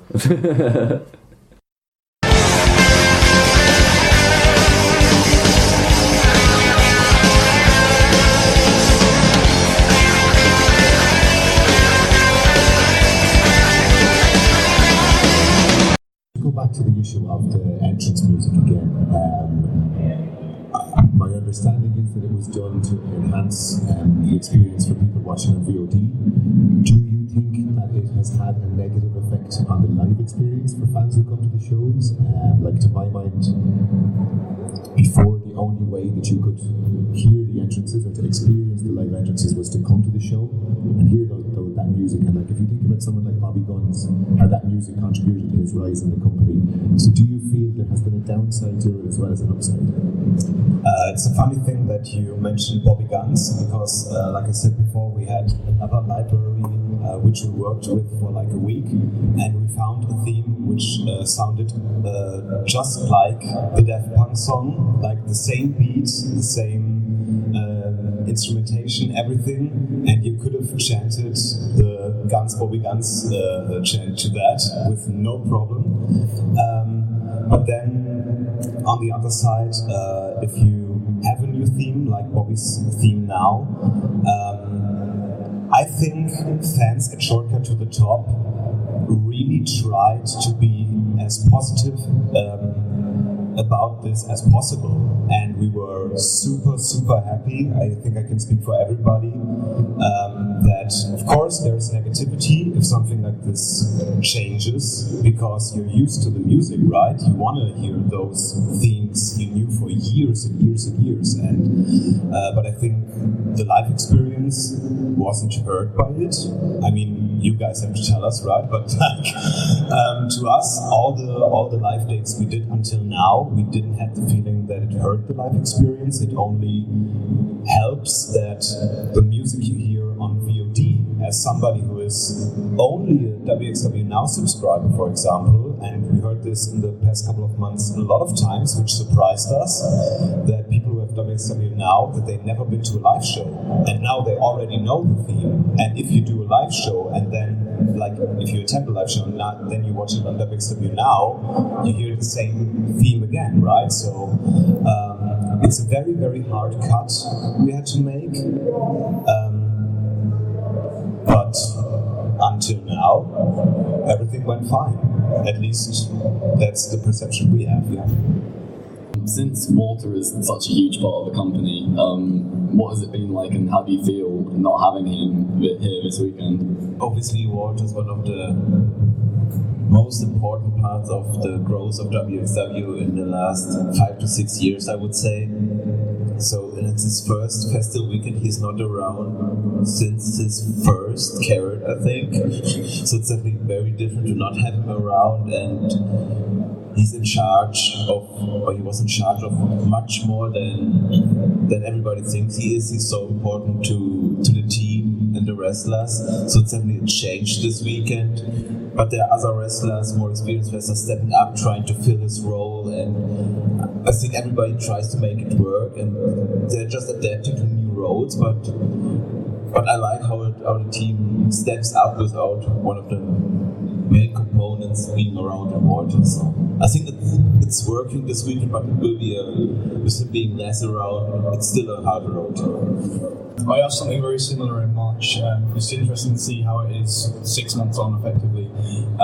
12 months ago, there was a restructuring with, for example, the ending of Shotgun. What I'd like to ask is, how has the Road 2 shows and the edits performed on VOD compared to Shotgun? And do you still think the Road 2 shows have been better or worse? Or, right. Your general take. So Statistics show that the Road 2 shows are watched more than Shotgun episodes. I feel that still the storytelling is very different from a weekly product to just a certain amount of releases per year. And this is a challenge that the creative faces and that our style of writing and booking needs to adapt to. And this is very much a process that we failed at certain points this year and that we're trying to do better right now. Also, I feel that the landscape of wXw has changed. Say, in 2015, 2016, we were working mainly with talent whom we knew was available to wXw. It was very easy for everyone to write for them because unless something bad happened, we knew they were going to be there. And it was very easy to have Metal Shotgun tapings, take something, and then knew what the next step was going to be. Nowadays, we work with talent who is contracted by another promotion for certain people. We work with talent who are working wXw amongst other places, and it's not as easy to know who's going to be available 4 weeks from now, 6 weeks from now, 8 weeks from now. So this is the main challenge that writing needs to adapt to, along with the change from Shotgun to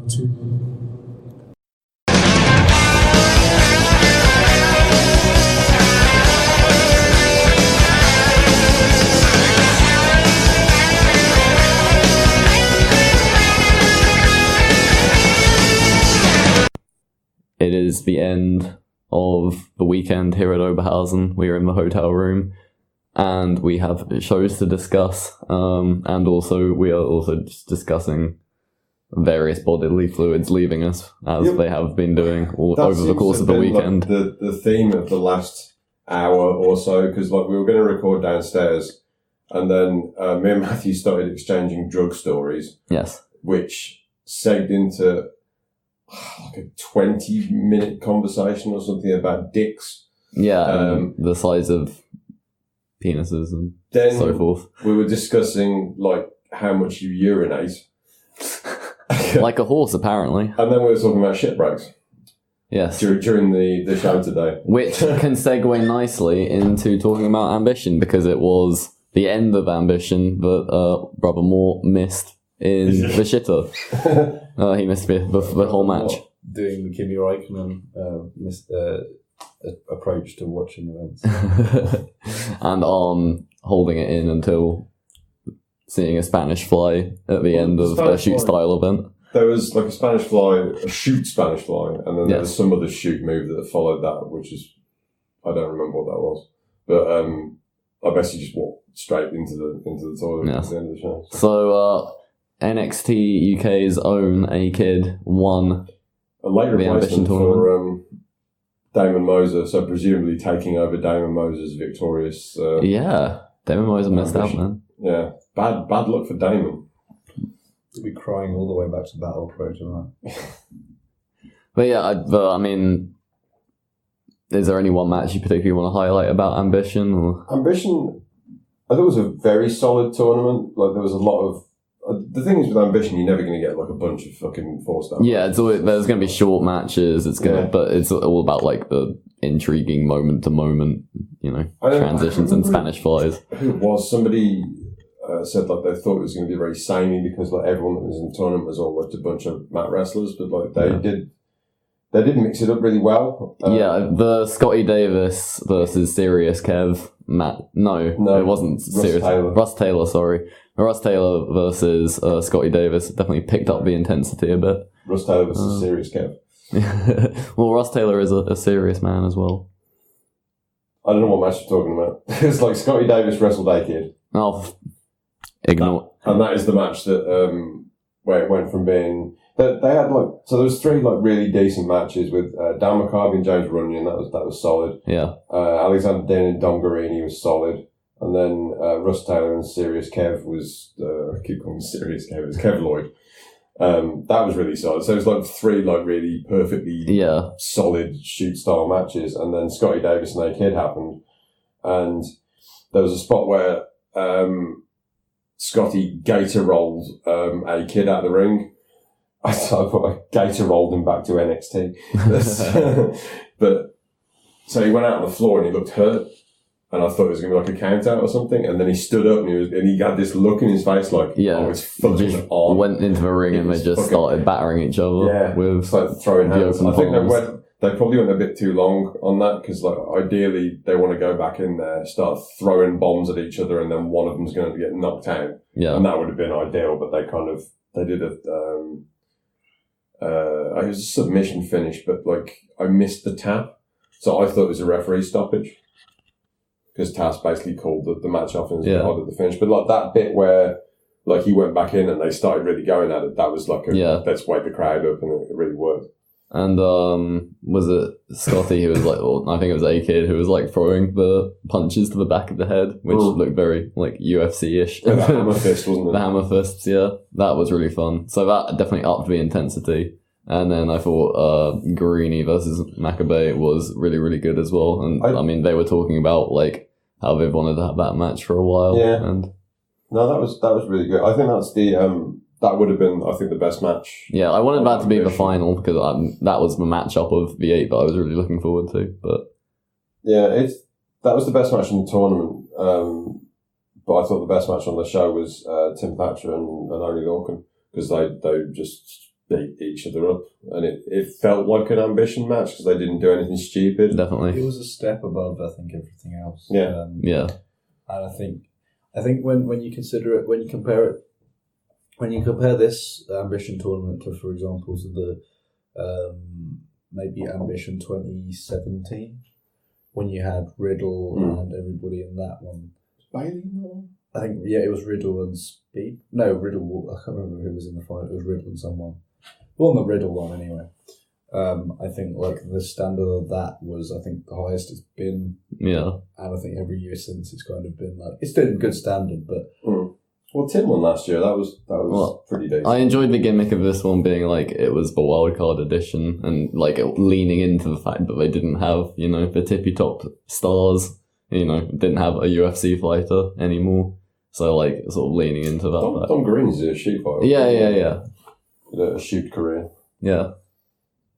Yeah, there's a lot of guys who have it in their locker to do that shoot style, but like too many of them resorted to throwing in like stupid head kicks and stuff that just... Yeah, there was a bit of, like, you know, Matrix action film stuff going on, which was a bit annoying, but like Makabe and Guarini especially kept it pretty grounded. Yeah, I feel like they could have worked within the constraints of what shoot style is without resorting to cheap pops.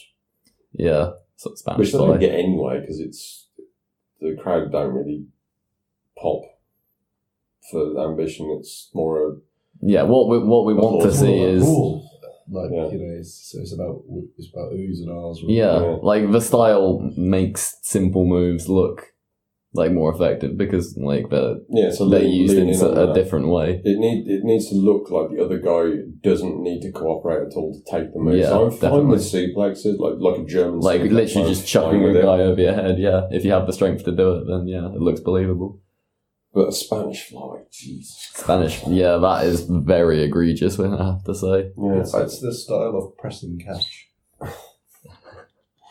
So what I enjoyed the most about the Tim Thatcher Oli Lorcan matches, they really were unloading on each other. So like Tim got cut by his eye, and he's already like he's a very bleedy man. He's pretty bleedy, and then when he got hit with the big slap, like he cut part of the inside of his mouth as well. So there was he's good at getting the camera on that face when he gets cut open. Yeah, you know, he's amazing, rising his head up, making sure everybody sees it.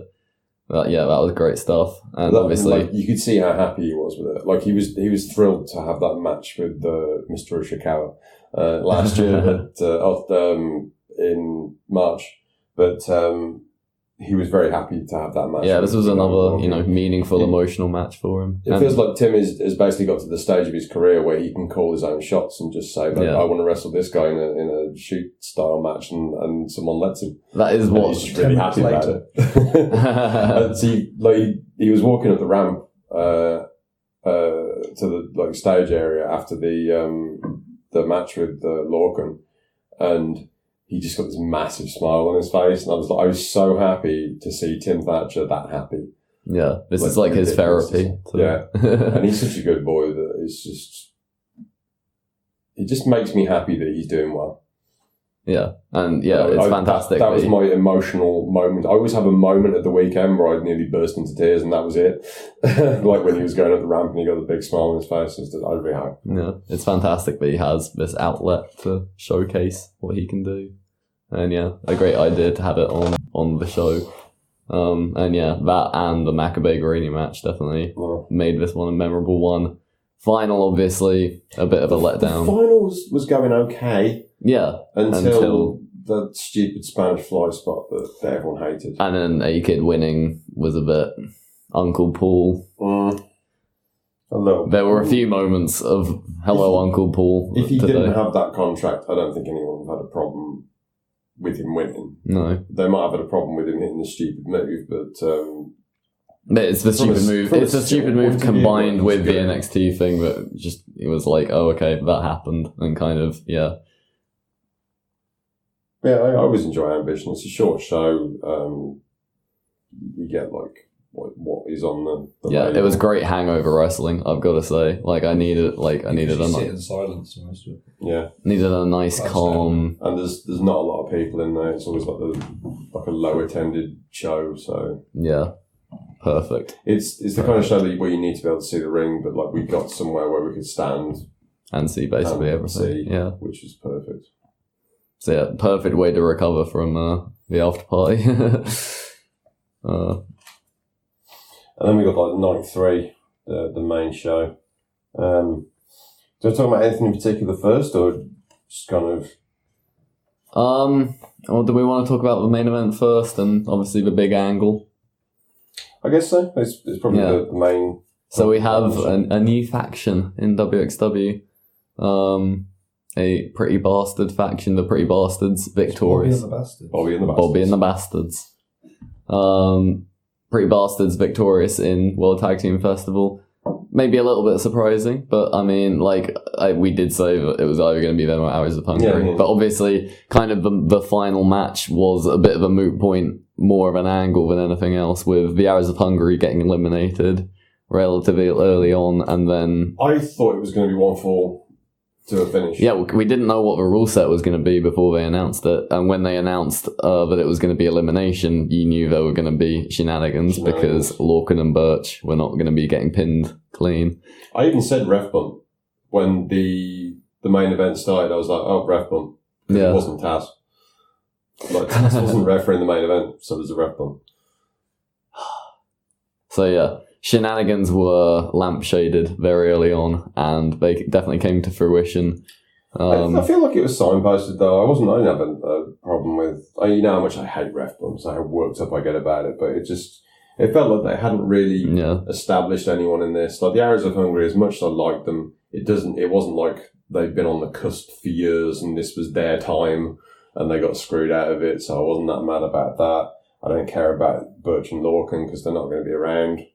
So it kind of made sense to establish someone new. Yeah, but therein lies the problem. Well, to kind of pop on, I think why the Bastards were the right people to do it is, if you hadn't watched like the shows up to Tagfest, there had been all sorts of interesting people being knocked out backstage. So, for example, the whole reason they were in the tournament is because Van Gaster and Julian Pace were both eliminated from the tournament because they'd been jumped backstage. Yeah. First was a shortcut, and then also another one in Neumünster. Now, I think with the faction that's come in, because was it saying that Pretty Bastards have basically been shown in a camera shot of it couldn't have been them, but that's because there's other people in the faction, so it was them. It was Bobby and Norman Harris, who we haven't even talked about, who's the other member. Yeah, so I think kind of with that in mind, I think the problem of people not particularly caring about Lorcan and Birch because they're not full-time characters in the universe is that eliminating the Hours of Hungary first meant that the big faction turning moment was greeted mainly by a babyface reception because people do not like WWE. They don't like Bobby Guns. They like Bobby Guns. They don't have any affiliation.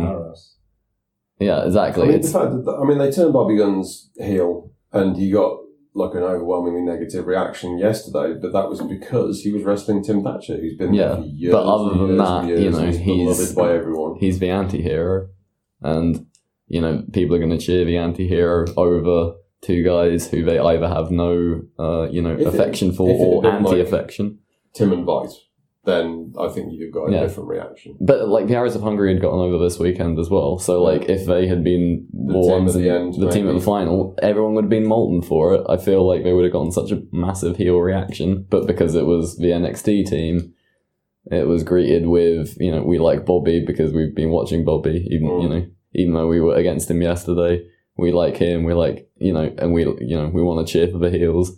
And we want to shove it in Uncle Paul's face. I think it was a bit of a miscalculation to do it on. But they had no choice. But I was quite happy with the way it played out. To be honest, I thought they got a reaction. They'll be happy with that, I think. And just because it was a positive one, then it doesn't mean it won't be a negative one. In Coudenholz or Cologne or I'll just put it down to the faction was established well, but it could have been such a better. They were dominant as well. That was the important thing. They didn't look like geeks at all. They didn't look like cowards for doing what they did.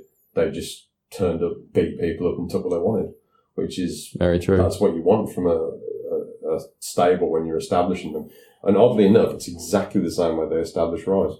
They had a team come in and win the tag titles, and the group formed to allow the tag titles. I do wonder how for the future, obviously, because WXW is a touring promotion and not just in Oberhausen. The next big marquee event is Broken Rules in Frankfurt, home of the Pretty Bastards. Now, are they going to be a team in half the cities on the tour? Are they going to be massive throw babies in their faces? And are they in other cities, for example, perhaps Hamburg? Are they going to be booed out of the building sort of heels? It's going to be interesting sort of dynamic when they do tour around the country. I think they're aware that different wrestlers get different reactions in different cities, so I'm sure they're prepared for this. Yeah. I'm sure they haven't done this lightly. It's something that was planned. The fact that they spent most of the weekend establishing Norman Harris as somebody who was good, so that he could get a reaction when he came out and be an important part of their new faction. I think it shows us there was a lot of thought that had gone into it. There's a touch of the juniors about the Axel Dieter about him, I think. And I think that's probably... He's a big boy, he's just young. Yeah. But I think it's good, he's obviously, it's in the storyline, but being under the wing of being able to sort of hang off, I think you'd get second-hand charisma from someone like Bob, because obviously Bobby and the Bastards are really charismatic people. I think Norman Harris is someone who you're going to see develop. And this will help him develop. 2 years, you'll see him change. He's the Batista of the group. Yeah, or even Randy Orton. Yeah. It's somebody who's new and relatively experienced, but has all the tools, and it's a case of, there you go, be a part of this hot angle. Yeah, so I am definitely a fan of the faction forming. I just thought it was the wrong team to have them screw over, and the reaction. I'm glad they did screw over. Yes, but the reaction was, a bit tainted, or just a lot lessened to what it could have been because of outside influence. Yeah. But again, I'm the crazy man trying to fight against the tide coming in.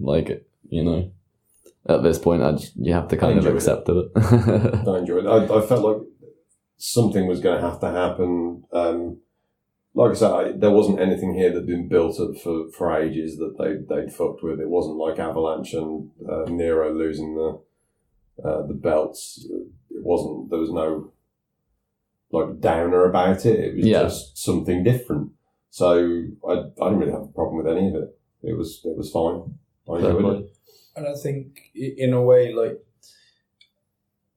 putting the sort of cynical hat on, factions for promotions of this size, factions are always a good crutch to have when you have, for example, talent.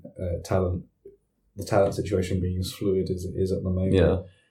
The fact you could, if if need be, if you wanted to put, so for example, someone like, if you want to put, the NXT guys versus Bob and the Bastards or whatever their name is. Yeah. You could, put a match between. You can slot anyone into that. If role. you wanted to we need a matching thing, you could do Ilya versus Maggot in New Munster or whatever it is, and you still carrying on the storyline despite this is who we've got available and who's here. Yeah, no, that's definitely a good point. There's a lot of ways they can go with it, which is good. I think it's the same way Rise worked as well as it did. But I'm a lot happier about this as a faction than I was with Rise, because I always felt there was weak links in Rise, whereas I don't think this is a much stronger group of workers. Yeah, I mean Norman is very inexperienced, but like the potential is there. Yeah, and having Bobby Guns as the leader of the faction is definitely a great idea. Like he's got that charisma. I'm imagining. I did like this come off the back of him losing the title as well, so he's kind of pissed off at everybody. Yeah, and there's a reason to fuck shit up, and he feels he needs a bit of backup. Yeah. So. Yeah, I think it worked well. Shall we move on to the rest of the show? Anything else? Yeah, I mean, that's clearly the most significant thing. I thought Avalanche versus Flamita was a very good match. And Avalanche, I mean, he didn't get much of a chance to shine this weekend, but he just proved his quality in his class. We both agreed that me and Molly stood here for this, and I think we both agreed this is the best Flamita singles match he's had in Europe. Yeah, and that suggests that he was able to work. It has helped that his English has been improved ever so slightly, so I think he's getting his ideas across better, so it makes the planning easier. But also they did put the match together really well, so you had the power and the speed, and it just kind of clicked. It clicked actually a lot better than I thought it was going to. Yeah. Because I was talking to Avalanche at the after party, and we were talking about that match and what it might be like, and he said he hadn't even talked to him about it yet, but he was looking forward to the concept. So I think it came off really well. There was a little bit of lucha in there. I love the Flamita managing to pull off that Death Valley driver. I mean, obviously Avalanche jumps up there to help him get him up, but he didn't just then go straight into the move. He held him up there, so that's pretty impressive strength for Flamita. He's 5'6", maybe. He's a bigger boy at 25 than he was at 19. He's definitely thickened out. Yeah, I think he always looked big in Dragon Gate though, because he was in Dragon Gate is tiny. So I legitimately thought he was pushing 6 foot when I saw him, because he was in Dragon Gate and everyone's tiny. But yeah, I thought this was a great match. Just a nice little addition. And on a card like this one, where I thought there were a few dry moments, this was definitely something that leapt out to me. Pretty consistently good undercard, everything. Yeah, I just thought good. It was the 5th match, right? That was the title match, Thatcher versus Gresham. Yeah, I just thought that was really poorly placed on the card. At that moment, with quite a long first half. To have that kind of match, especially when we've seen a lot of that in Ambition, it did not resonate with me at all. I was just come on, let's just... Yeah, in terms of placement, it wasn't great, but I think if you watch that in a vacuum, I think... on VOD it will look a lot better, and I'll look like a dick for slagging it off, but... in the moment I was tired and just I tried I didn't to care.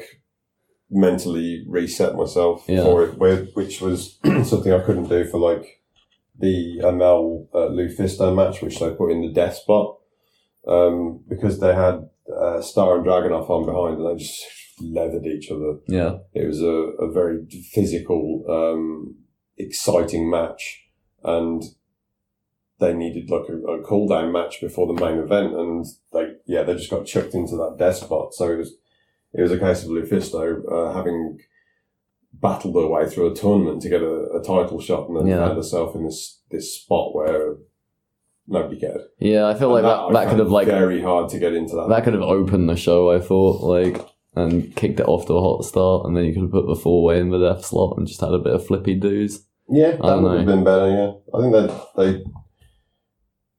they've not been as good at match placement as they used to be. But then again, yesterday when they put the wacky 6-man in, before the main event, that worked perfectly. Yeah, that was excellent. Yeah. Like end of that show was like red hot. Yeah. So I don't know. It's just they're trying different things but then, in the lab, and some work and some don't. You have to remember that they had that massive like rescheduling of the whole weekend. Yeah, that they had to do so twice. Issues that inevitably things will have slipped through the cracks. There won't have been as much micromanagement as I there thought could have been. This show was particularly affected by that. Yeah, that's completely. And back to the Star and Dragunov match. That one won't assuage any conspiracy theories, but Star is being made to look bad for. Well, Star hit every single one of his finishes. And every single one, Ilya kicked out of all. Then lost then lost in a weird. There was he had who's the ref? Was it Ryan Ringo or? I think it was Ringo. Yeah. So he's got the ref and he's holding on to him, and then he gets hit with Torpedo Moscow. Well, he sort of slipped into the ropes and hit his head, and that's why the referee was checking in on him. Yeah, it was. But it was so. Yeah, it's like I thought the match actually finished before it should have, because he went into the rope. I sort of, from the angle I saw it, he got pushed into the ropes, and it almost like he got a stinger off the ropes. It was that spot he does where he misses the lariat and then he just runs straight into the ropes because he's got so much momentum. But he missed the ropes and it hit his arm. I thought it was. No, he nailed it. He went smack into the ropes. Yeah. He hit his arm very heavily on the ropes, and he went down straight away. Yeah. And I thought that's what he meant to do. I think. Okay. Because I saw him do the same thing in Progress, and it was very much a spot. But I've seen him do it again, and he's aiming for. Yeah, I think it's for dramatic effect. Yeah. But that led straight into the Torpedo Moscow, and then you hit him with absolutely everything, couldn't beat him, and all that honor you were trying to defend is gone, and you suck, David Starr.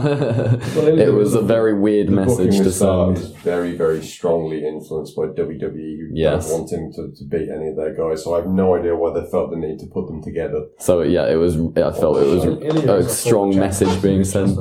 Sorry? Ilya is a former champion, so it's just. Yeah, obviously Dragunov is very well booked. Structure-wise, there to have him hit 3 big moves and have them all kicked out of, and then just to take one. Yeah, and then lose immediately. It was very placing Star in a certain place on the totem pole, and I thought this was a really big. How are you doing, Uncle Paul? Hello. What do you look at us booking this one put a sour taste in my mouth. I've got to admit, not even a big Star fan, but just what this match kind of represented. Even though it was a good match, just the message being sent in it was. And it didn't seem like it's building to a bigger thing. It just seemed like, this is what it is. Deal with it. Yeah, it is worrying that they've. I mean, obviously Star is one of their bigger stars. Stars on I didn't want to use that word. But I'm searching for another one. I haven't got it. But he's one of their main guys, and they have him in a position now where they kind of need to put him in big matches, but he can't win any of them. Yeah. Which, unless he, eases off the politics, which I don't think he will. I think if anything, he'll double down on it. Yeah. Then you're not going to see a push for him in anyone that's affiliated with. And that, to me, seems kind of shocking, to be honest. The trouble is the fans are very into him, and the companies are very into him. Yeah. But WWE don't want him to look good. Because so it might encourage other people to be politically minded. Against all logic and sense, booking is being influenced by a higher power for no other reason than pettiness. And that sits very, very badly with me. It must be someone's job within the office to look at everybody's bookings and go, okay, how can we make David Starr look bad? And again, I'm not even Mr. Star fan, but it's the implication of it on a wider scale is, genuinely shocking. It's a concern, obviously, because it will affect things like this match where, there's no way that he's losing Ilya. Yeah.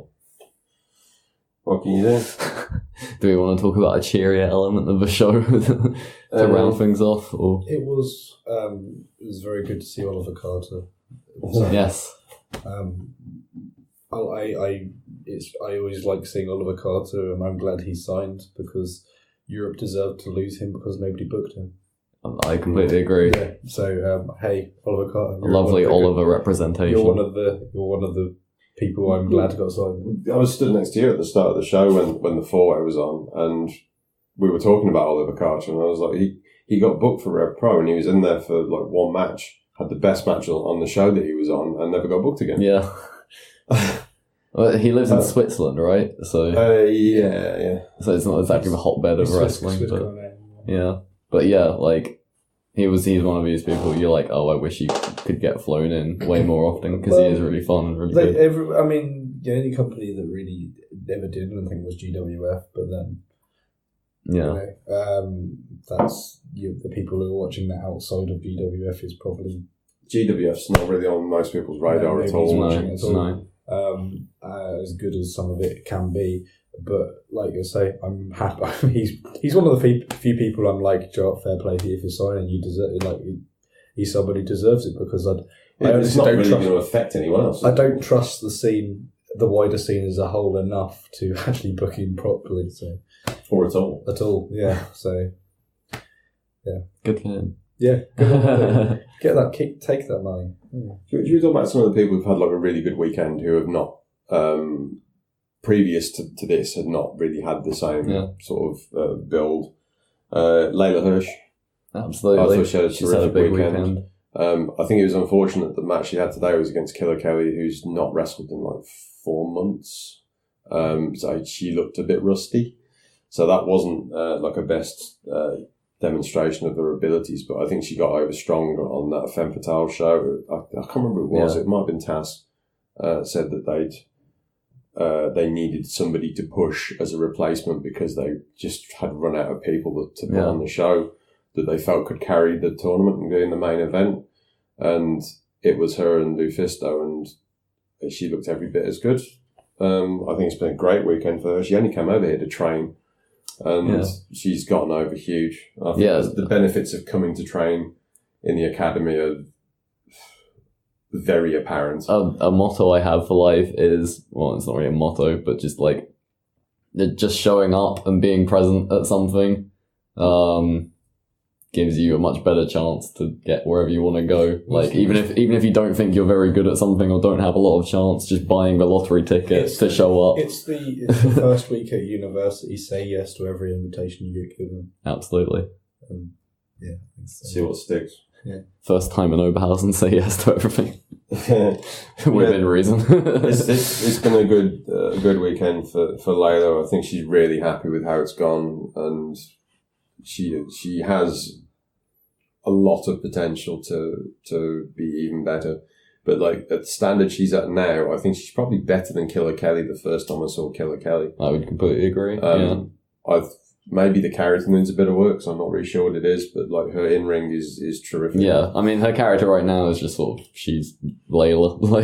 Yeah. Well, they put a lot about she born in Russia and grew up in an orphanage in America, and it was a tough background. Into amateur wrestling. Yeah, it was good that they had that video just to kind of that was a really good video. Give us an emotional attachment to her. As well. I enjoyed all those promos for like the homegrown characters all the way through.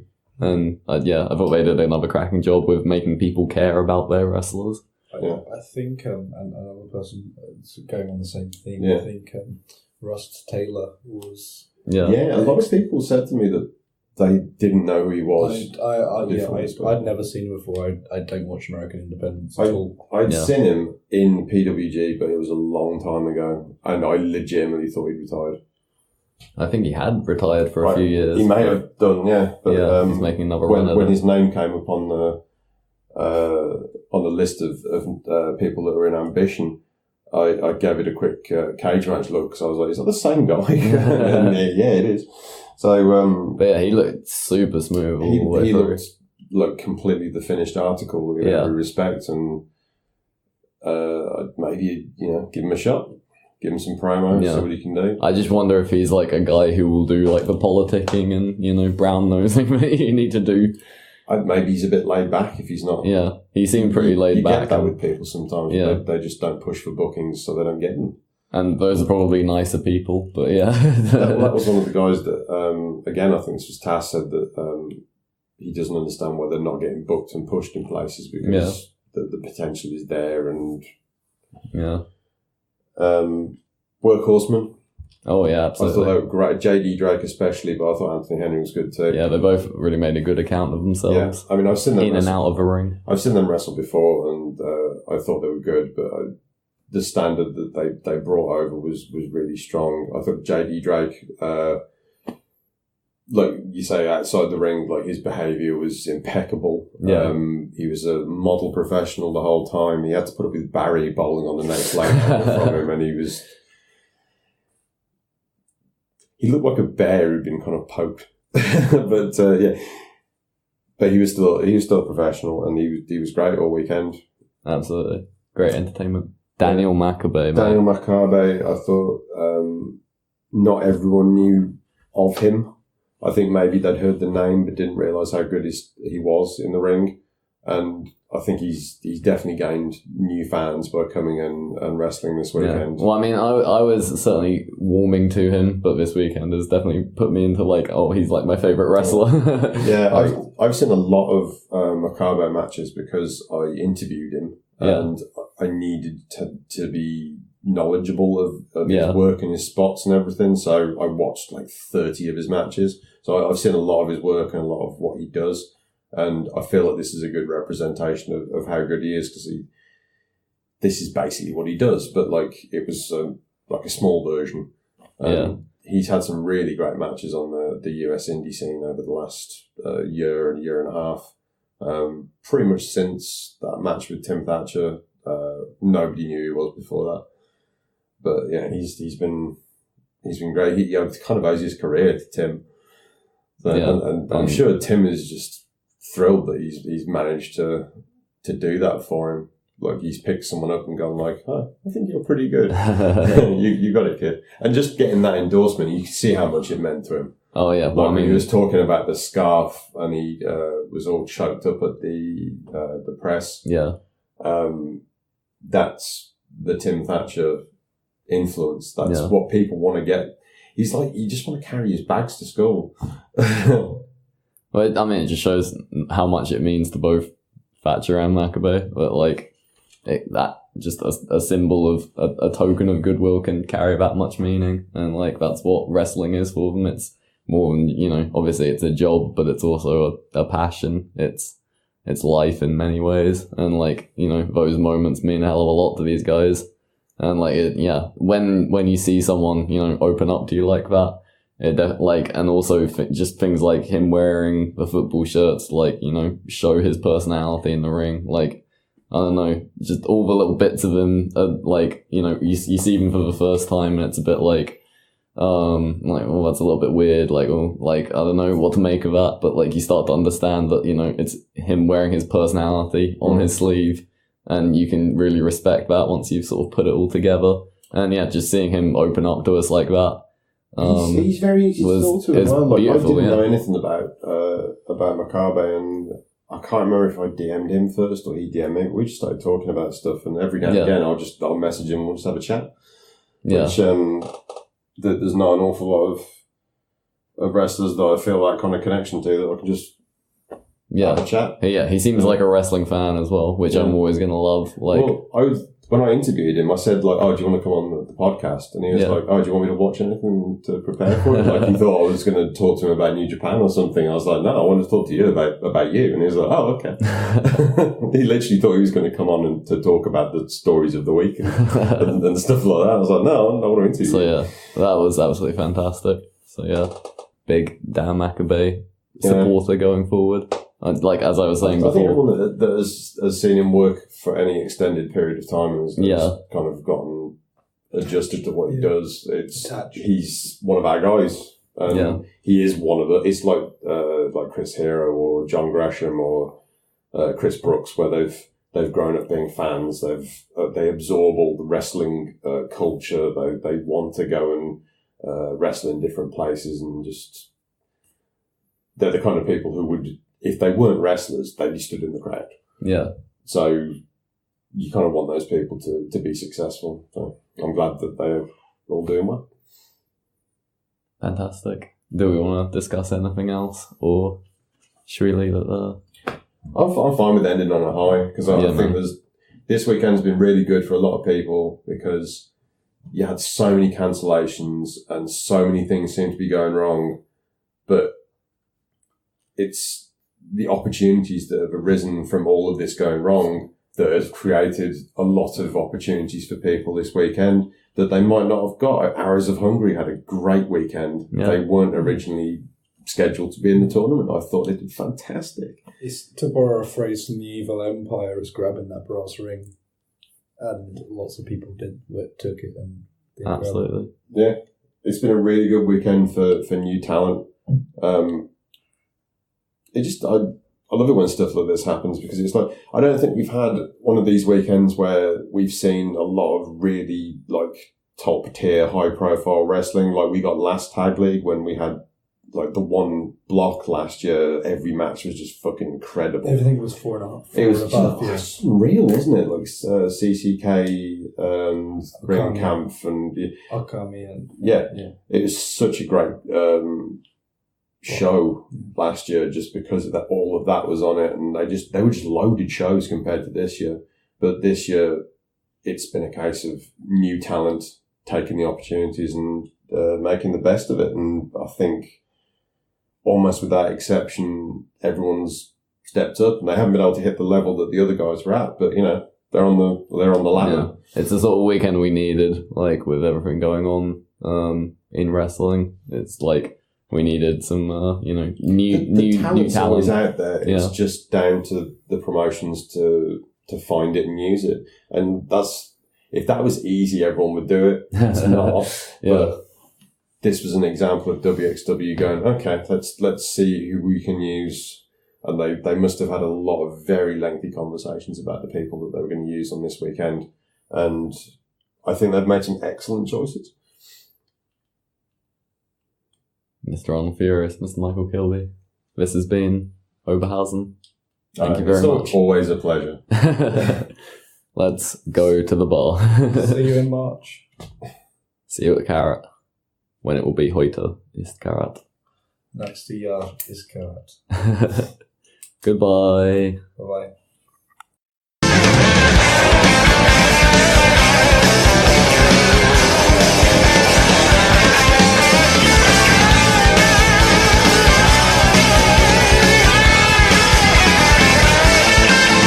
It's my understanding that when you're wrestling, you can't actually even see the crowd. So I'm wondering, like, what it's like wrestling with more limited vision. Everyone's letting my secrets out of the hat today. I've got really bad vision, like really, really bad vision. I always have. I've worn glasses since I was 7, so coming on 30 years now. And I trained blind and just kind of learned how to work blind. I've got quite good depth perception for someone who can't see it. Like, I couldn't even read a book without glasses. So yeah, it's just, thankfully I've never taken anyone's head off with any of the strikes too hard. You just kind of learn by repetition and by doing. I can't see anything in the crowd. I can't see faces. So the funny one is, if you ever try to like high five me, years ago I used to, especially when I was working more as a babyface, and you're naturally inclined to slap hands with the fans. And I had so many times where I could see a hand was there, but when I went to slap it, I just kind of whiffed on it and missed and missed and missed, and it's like, okay, this is kind of embarrassing. So now if you ever see someone actually go to slap hands with me, I kind of reach in and I find the hand and I'll shake hands with the fan, because that's a little more of a secure, and that's kind of more of a personal moment, I feel too, right? Than just kind of like, okay, here you go. So, but yes, I can't see. I can hear when people are gesturing at me or giving me guff for wearing a Chelsea kit, and I can kind of gesture over at them, but otherwise, yeah, no, I really can't. I can't make out anyone's faces or anything. So. just wanted to ask how you feel about your 3 matches today. Happy with that event? I forgot what you look like. We're going to have to go talk after this. Sorry, nice to finally meet you. I recognize your voice. Good. Yeah, I think they were good. Considering they were my 4th, 5th, and 6th match this weekend, including flying to England and back in that span, and having a very hard-fought match yesterday that was of a similar style. Full disclosure, my right knee is in pretty bad shape right now. I messed it up a bit on Friday, and when I woke up this morning, I was not looking forward to having 3 matches today. But I knew that I obviously had to do it, especially the people that I was in there with. I think they went well. Yeah, I think they went well. Especially, Dom and I have known each other for years. We were supposed to wrestle each other in a tag match this past August in Nashville, Tennessee, in the USA. And that's when I got, the day before, I got an ear injury where I lost, I didn't lose anything, but half the lobe was kind of hanging off. And so I ended up not being able to wrestle that day. And that specific match with Dom and Kevin Koo, who you guys saw on Friday, who I love both those guys. So when we saw that we got to wrestle each other in the semis, we were both over the moon, because that's a match we've wanted for years, because we've known each other for years, we've had mutual friends for years. We met each other for the first time about a year ago, and we were both really happy with how it went. And admittedly, this is kind of embarrassing, but I think other wrestlers do this, and if not, I'm just the one who's way too honest for his own good. At the beginning of the year, I made a list of opponents that I wanted to wrestle for the year, and I made a separate list of goals for the year. And one of the goals on that list was to wrestle at least 10 people off that list. And there was a mix of, some people local to my area in the Pacific Northwest of North America, some people I never worked, a few people that I have worked, but maybe I wasn't happy with the original match, wanted to redo it. And then there was kind of a list of, these are people that are, some of them I would consider my contemporaries, some of them are, people like your Zack Sabre Jr.'s or your David Starrs, or, people that are kind of the tippy top of the independent world. And Jonathan Gresham, who was on that list, and thankfully I got to wrestle earlier this year in Seattle. So at the beginning of the day today, I had checked off 8 of the 10 people that I needed to fulfill that goal, and Dominic Guarini was on that list, and A-Kid was on that list. So I've hit my 10. I'm done for the year. I don't need to wrestle any more matches. If only that were true. I'm flying to New Jersey next week. But yeah, no, I'm very happy with how everything went. It would have been cool to win, but I can't complain, obviously. Where did the idea of wearing football shirts during your matches come about? It's a clever way of distinguishing yourself from other wrestlers, but when did you first start doing it? I started doing it, I think it was the end of 2016, beginning of 2017. Shortly before the first Thatcher match, which is when anyone actually knew that I existed, was that first Thatcher match in July of 2017.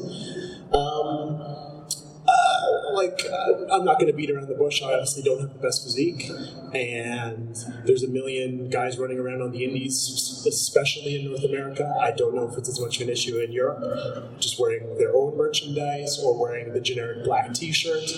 And Kevin Steen got popular, and everyone was like, oh, I can do that too, kind of things would happen. And I was one of those guys too, I can admit. And then I just decided, it was before Hero was doing the full-blown where he was wrestling in it every match, but when he was wearing them out to the ring, and he had the custom ones when he was doing his kind of US indie run in 2015, 2016. And I'm not much for basketball, but I'm a lifelong football fan, and or soccer as we call it in North America. My apologies. So I thought that maybe was a bit of a better fit for me. Also, it looks more athletic than someone in a black t-shirt. It looks like a uniform. It looks like someone who's going to physically be active, do something, right? And so I thought that was maybe more of a better fit, and you're quite right. No one else on the indies does it. So there's people this weekend who've come up and told me they don't like it. And there's people in the past and this weekend who told me, no, that's your thing. Do it, run with it. you're never going to please everyone. I'm never going to please everyone with my wrestling or how I look or what I wear or whatever. But that's fine. That's who I am, and I think it's working for me so far. So you had this match series against Timothy Thatcher too, and in one of the, I think in the last match, or the second to last match, he gave Danke. He gave his Ringkampf scarf to you. What did this moment mean to you, and in general, what did this series of matches against Tim mean to you? So he gave me the scarf. Whatever. I'll just be forthright about it. It was the first match that we had in July of 2017, and this is just how professional he is. It was the first time he'd ever been in Seattle, and he brought his merchandise with him to sell, as wrestlers do. And when we kind of crafted the match and started deciding what angle we were going to come from, and it was very obvious that Tim was going to be the very brooding, heel that was just, to be perfectly honest, beat the ever-living crap out of me for 20 straight minutes. He refused to go out and sell merchandise. He didn't want to see the fans. He didn't want to be. He didn't want to interact with them as a human being, basically, right? He wanted him to come out and him to be the bad guy, and so he lost out a lot of money that day, right? But the one thing I said to him was, "Hey, before you leave, I would like to get a scarf from you because that's something that I would like." And then, kind of getting emotional about it, thinking about it.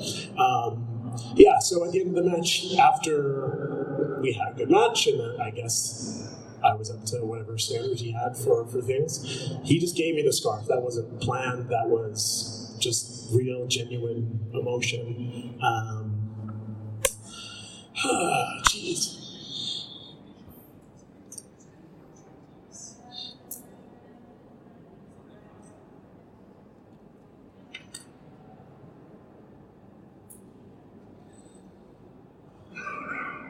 I was not expecting this.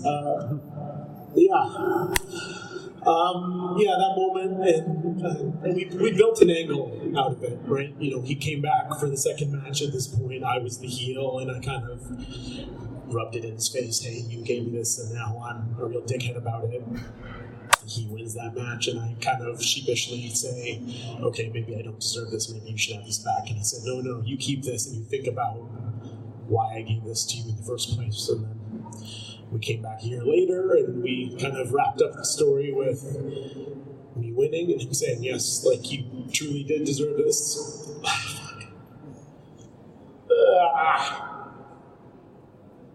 Sorry.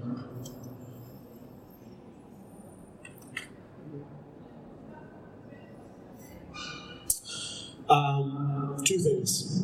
One, I am a colossal baby, and two, obviously, it didn't mean a lot to me. So, yeah, thank you.